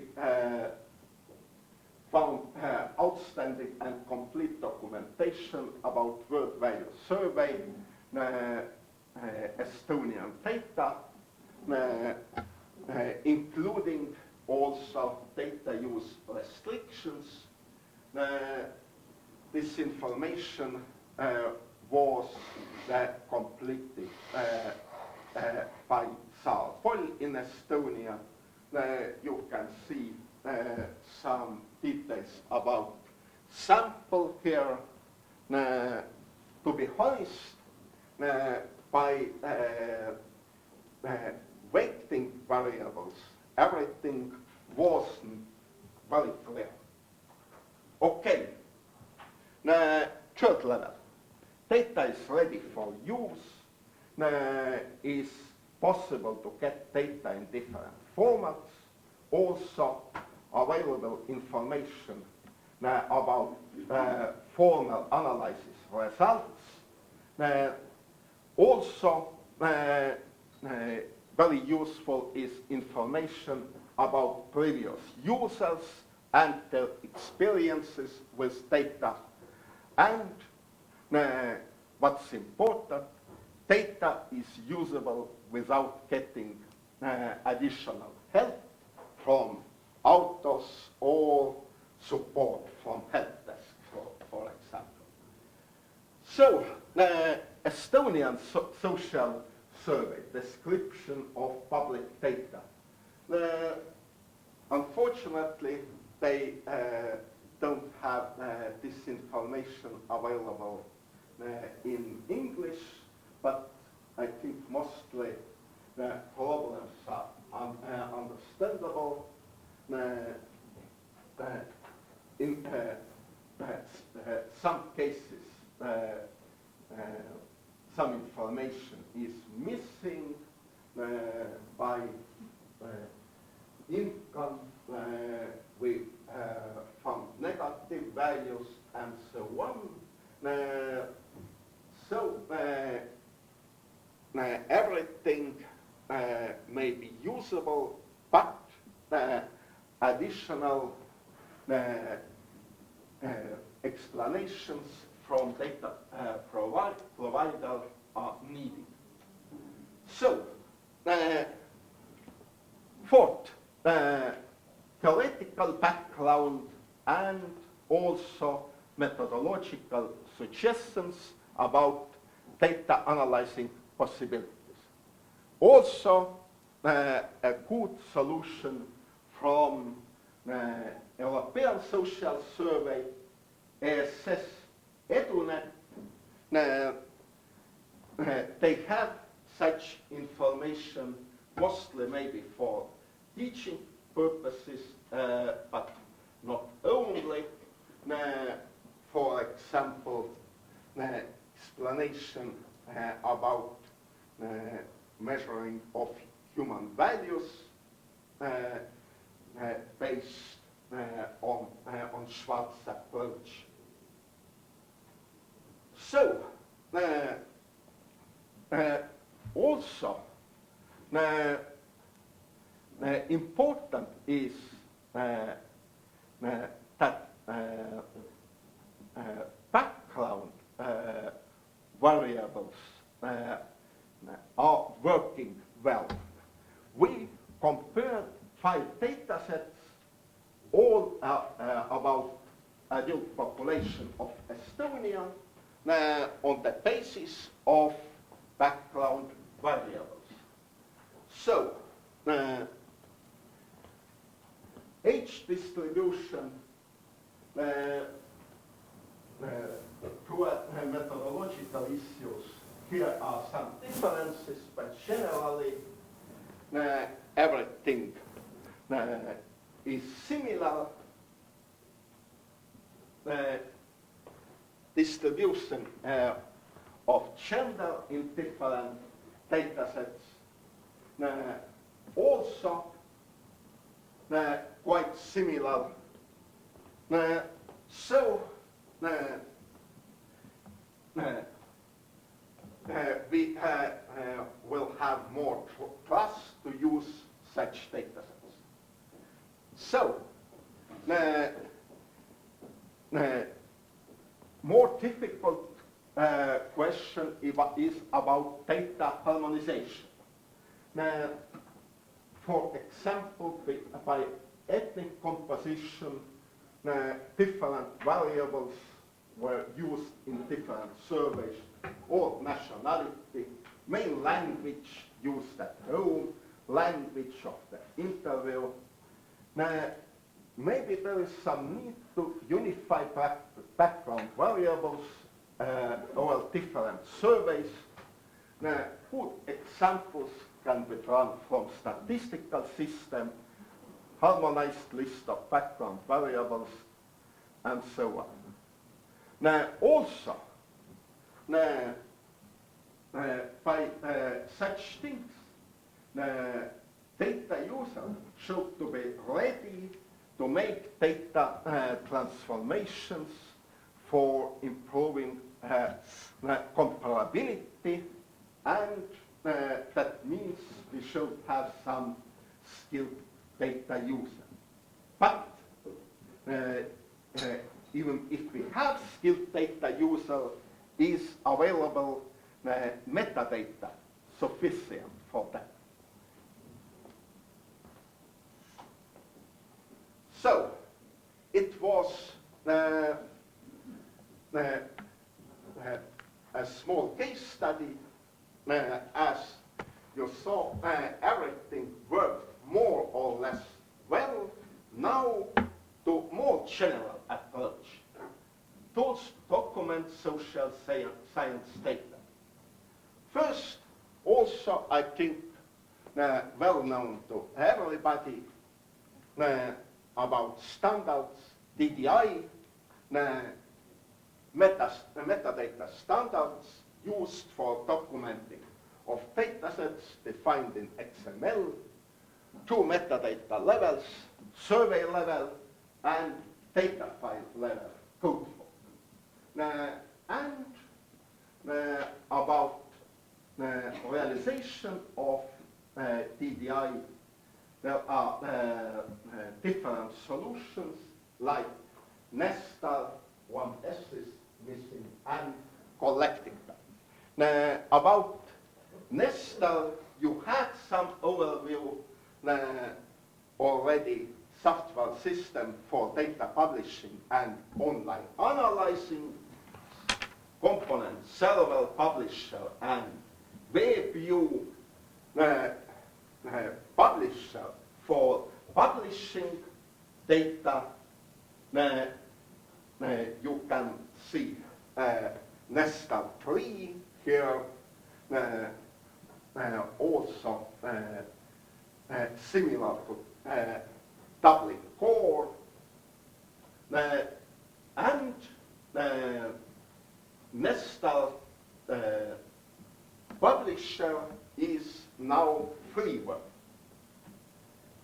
So, but because especially by describing longitudinal studies, Nestor may have some problems.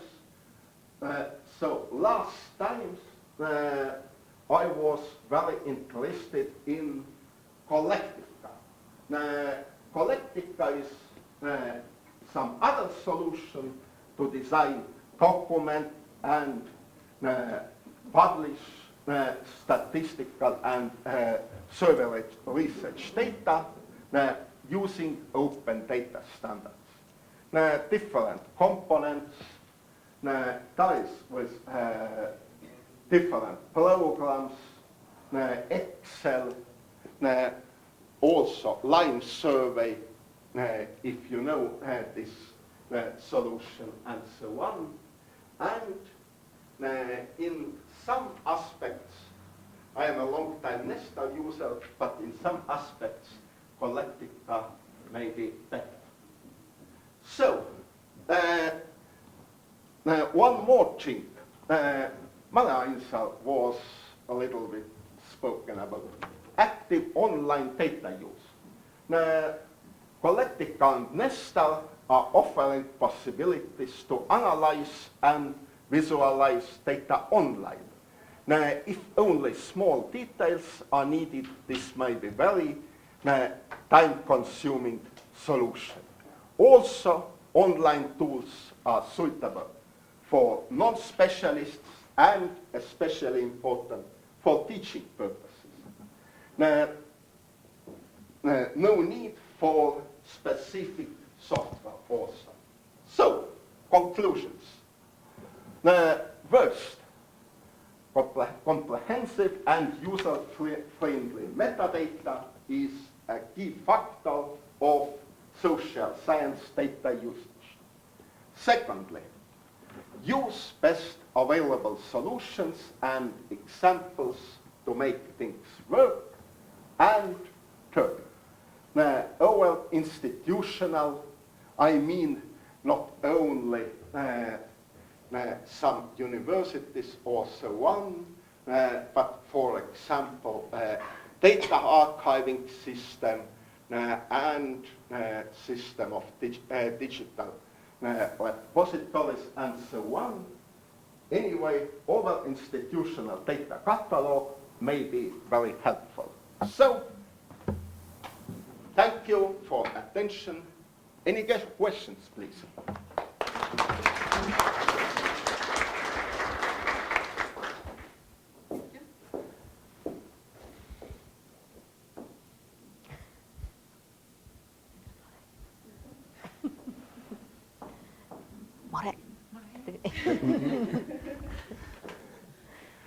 You may ask later too. Okay. Thank you once more. And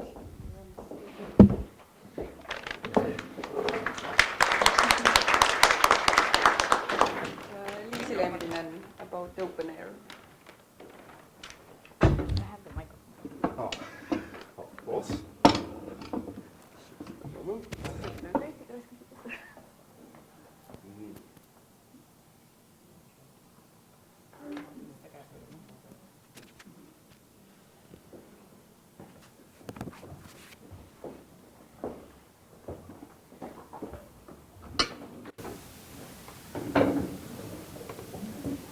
It is always great to be the last one, because now I can just use my time, because I'm the one standing between you going home.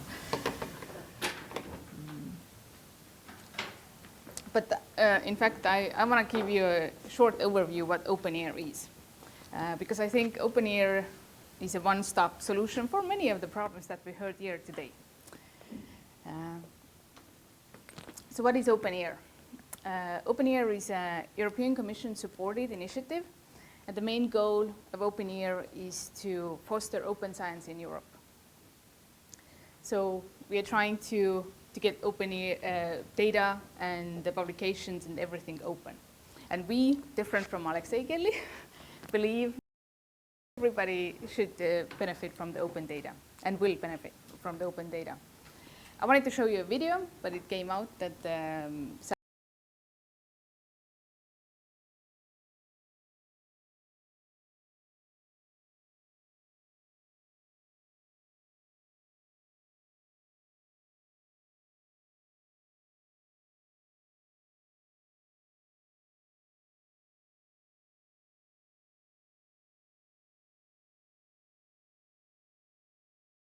in 2009 already, when at first it was just a collection of different repositories in Europe. So it was just one spot when different repositories came together. And now, throughout these fundings and throughout these years, we have come to a point where we offer so much more. So open air is based on 2 pillars. So first pillar is human pan-European knowledge network. So there are 33. Unfortunately, it fell down before, but now it's up again. You can see all the countries here where is an open access desk, national open access desk. So every European country has one. Estonian one is located in Tartu University Library. So we are here to answer any questions that you may have. And if you don't know the answer, then we have a great network and we'll find you the answer. The other part, or the other pillar, is innovative infrastructure. Open air as a platform, and behind the platform, there's a lot of technological digital innovation behind it that can link various data from various repositories and places. So it can give you a great statistics, and especially for funders, which I will talk about it later a little bit. So as I mentioned, the open air platform. So open air platform currently has over 19 million publications, and from 2,000 and over 2,000 data sources. And also most of them are published in open access. And what open air also allows you to do is actually link your data into your funding. So if you get funding from European Commission or any other funder that are there, you can actually link your data there, and you can take the data and your research results out based on the funding, which is a great source for funders. I took, out of curiosity, I also took out the Estonian statistics. So there are over 88,000 articles that originate from Estonia.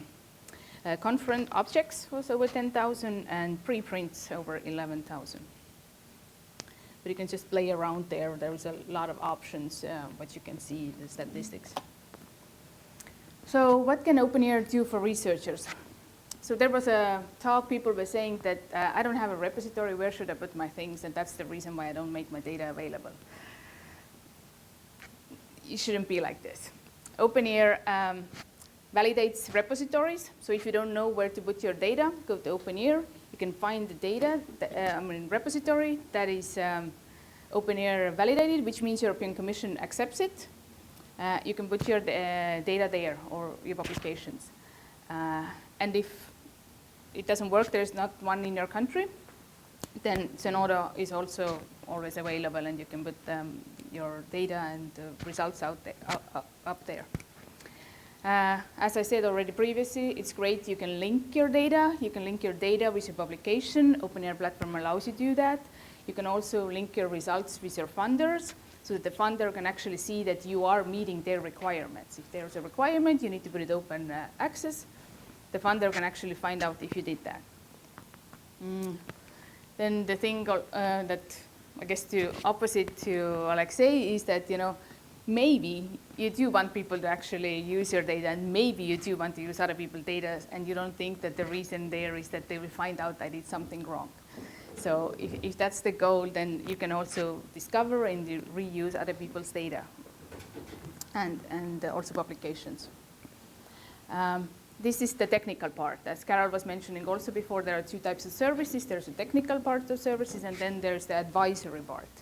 So the advisory part, these are the following are now the advisory part.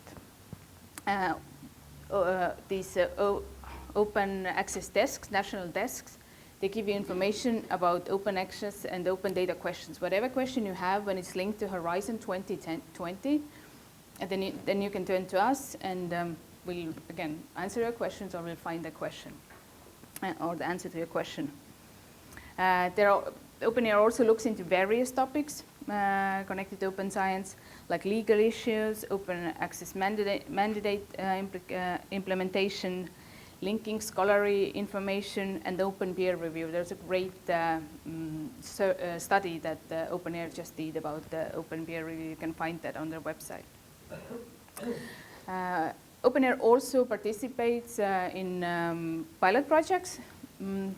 Today, we are here, but the second part of or many people from OpenAIRE are actually in Europe, because there is an ending conference for FP7 post-grant Open Access Publishing Fund pilot, which was the people whose projects were in FP7.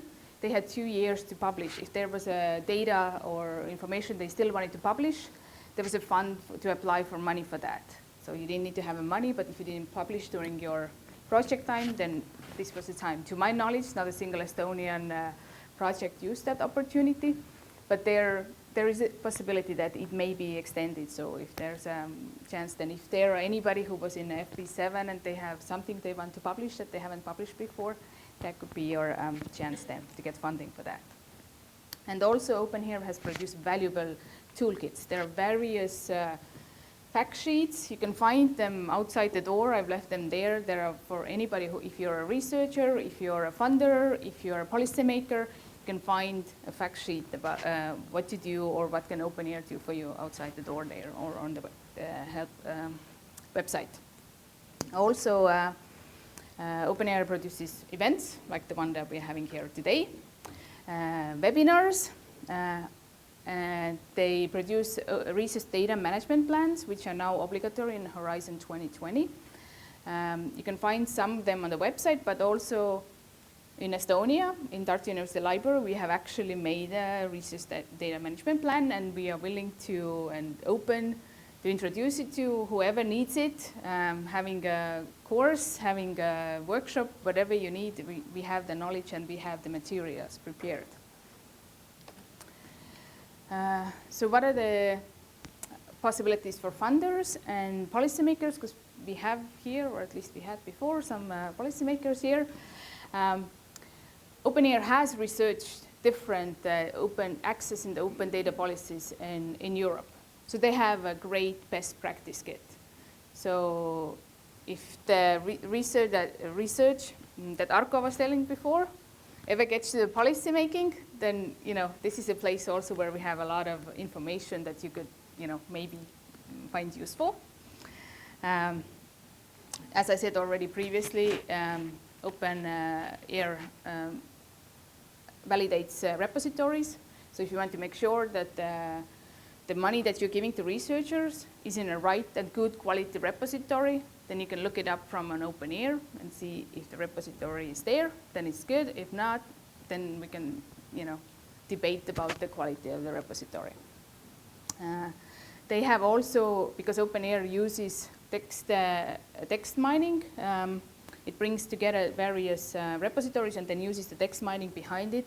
You can get a lot of information, and funders and ministers actually can get tailor-made statistics, whatever they need based on their funding and project that they have funded. And the main thing, as I already said, the new goal from now on is to help member states formulate open science policies. So the goal is that all the member states eventually will have open science policies. For the future, so first we should keep in mind the context that if anybody wants to get funding from European Union or European Commission, the new reality is Horizon 2020 projects must be open access. The data, it's not a pilot anymore, it's an open access now. There is an European Open Science Cloud pilot going on, so everything will move to be an open access. So we may argue here that I don't want it, I don't have a repository, I don't feel like it, I don't have funding, but if you eventually want to get money from European Commission, these are the rules that you need to follow. What OpenAIRE also does, it does various innovative projects, like OpenAIRE Connects. It's again a linking, like Scholix, they are linking various data, results, so they have all kinds of options there. There's a new initiative called Open Citation.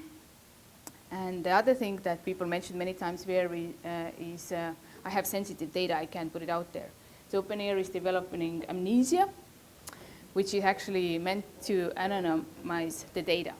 So they use a different, again, very technical things that they will use behind there that they will, you cannot, they just don't remove the names and things like that, but also like things that you could actually put together and understand who this person is. So again, they are developing. When it comes out, there will be presentations and they will tell more about it. That's it.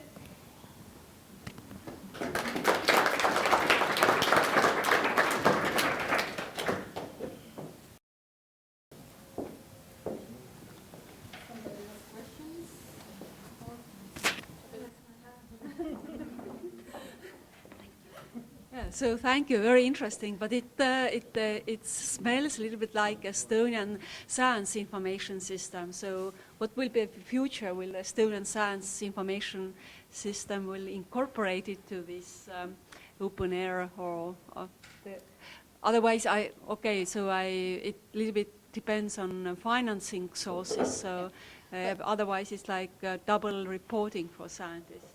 So as I understand, right now there are a certain amount of funders in the system. I think there are about less than 20.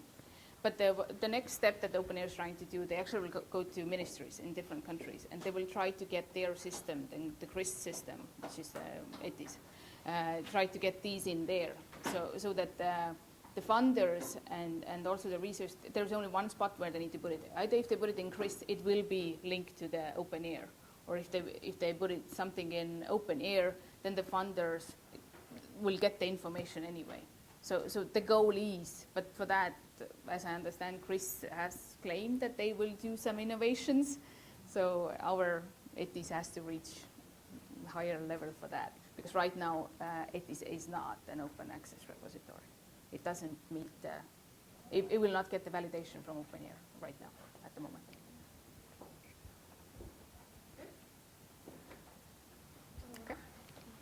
there are no more questions, then I think we can give one big applause to all our presenters once more.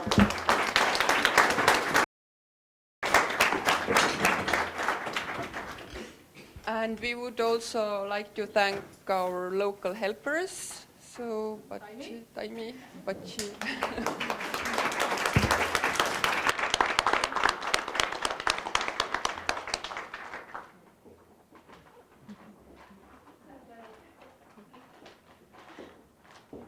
And I think that all the slides will be available on this website where you found the program, and some more information. No? That was all. Okay, then have a nice trip back home, and thank you all for participating.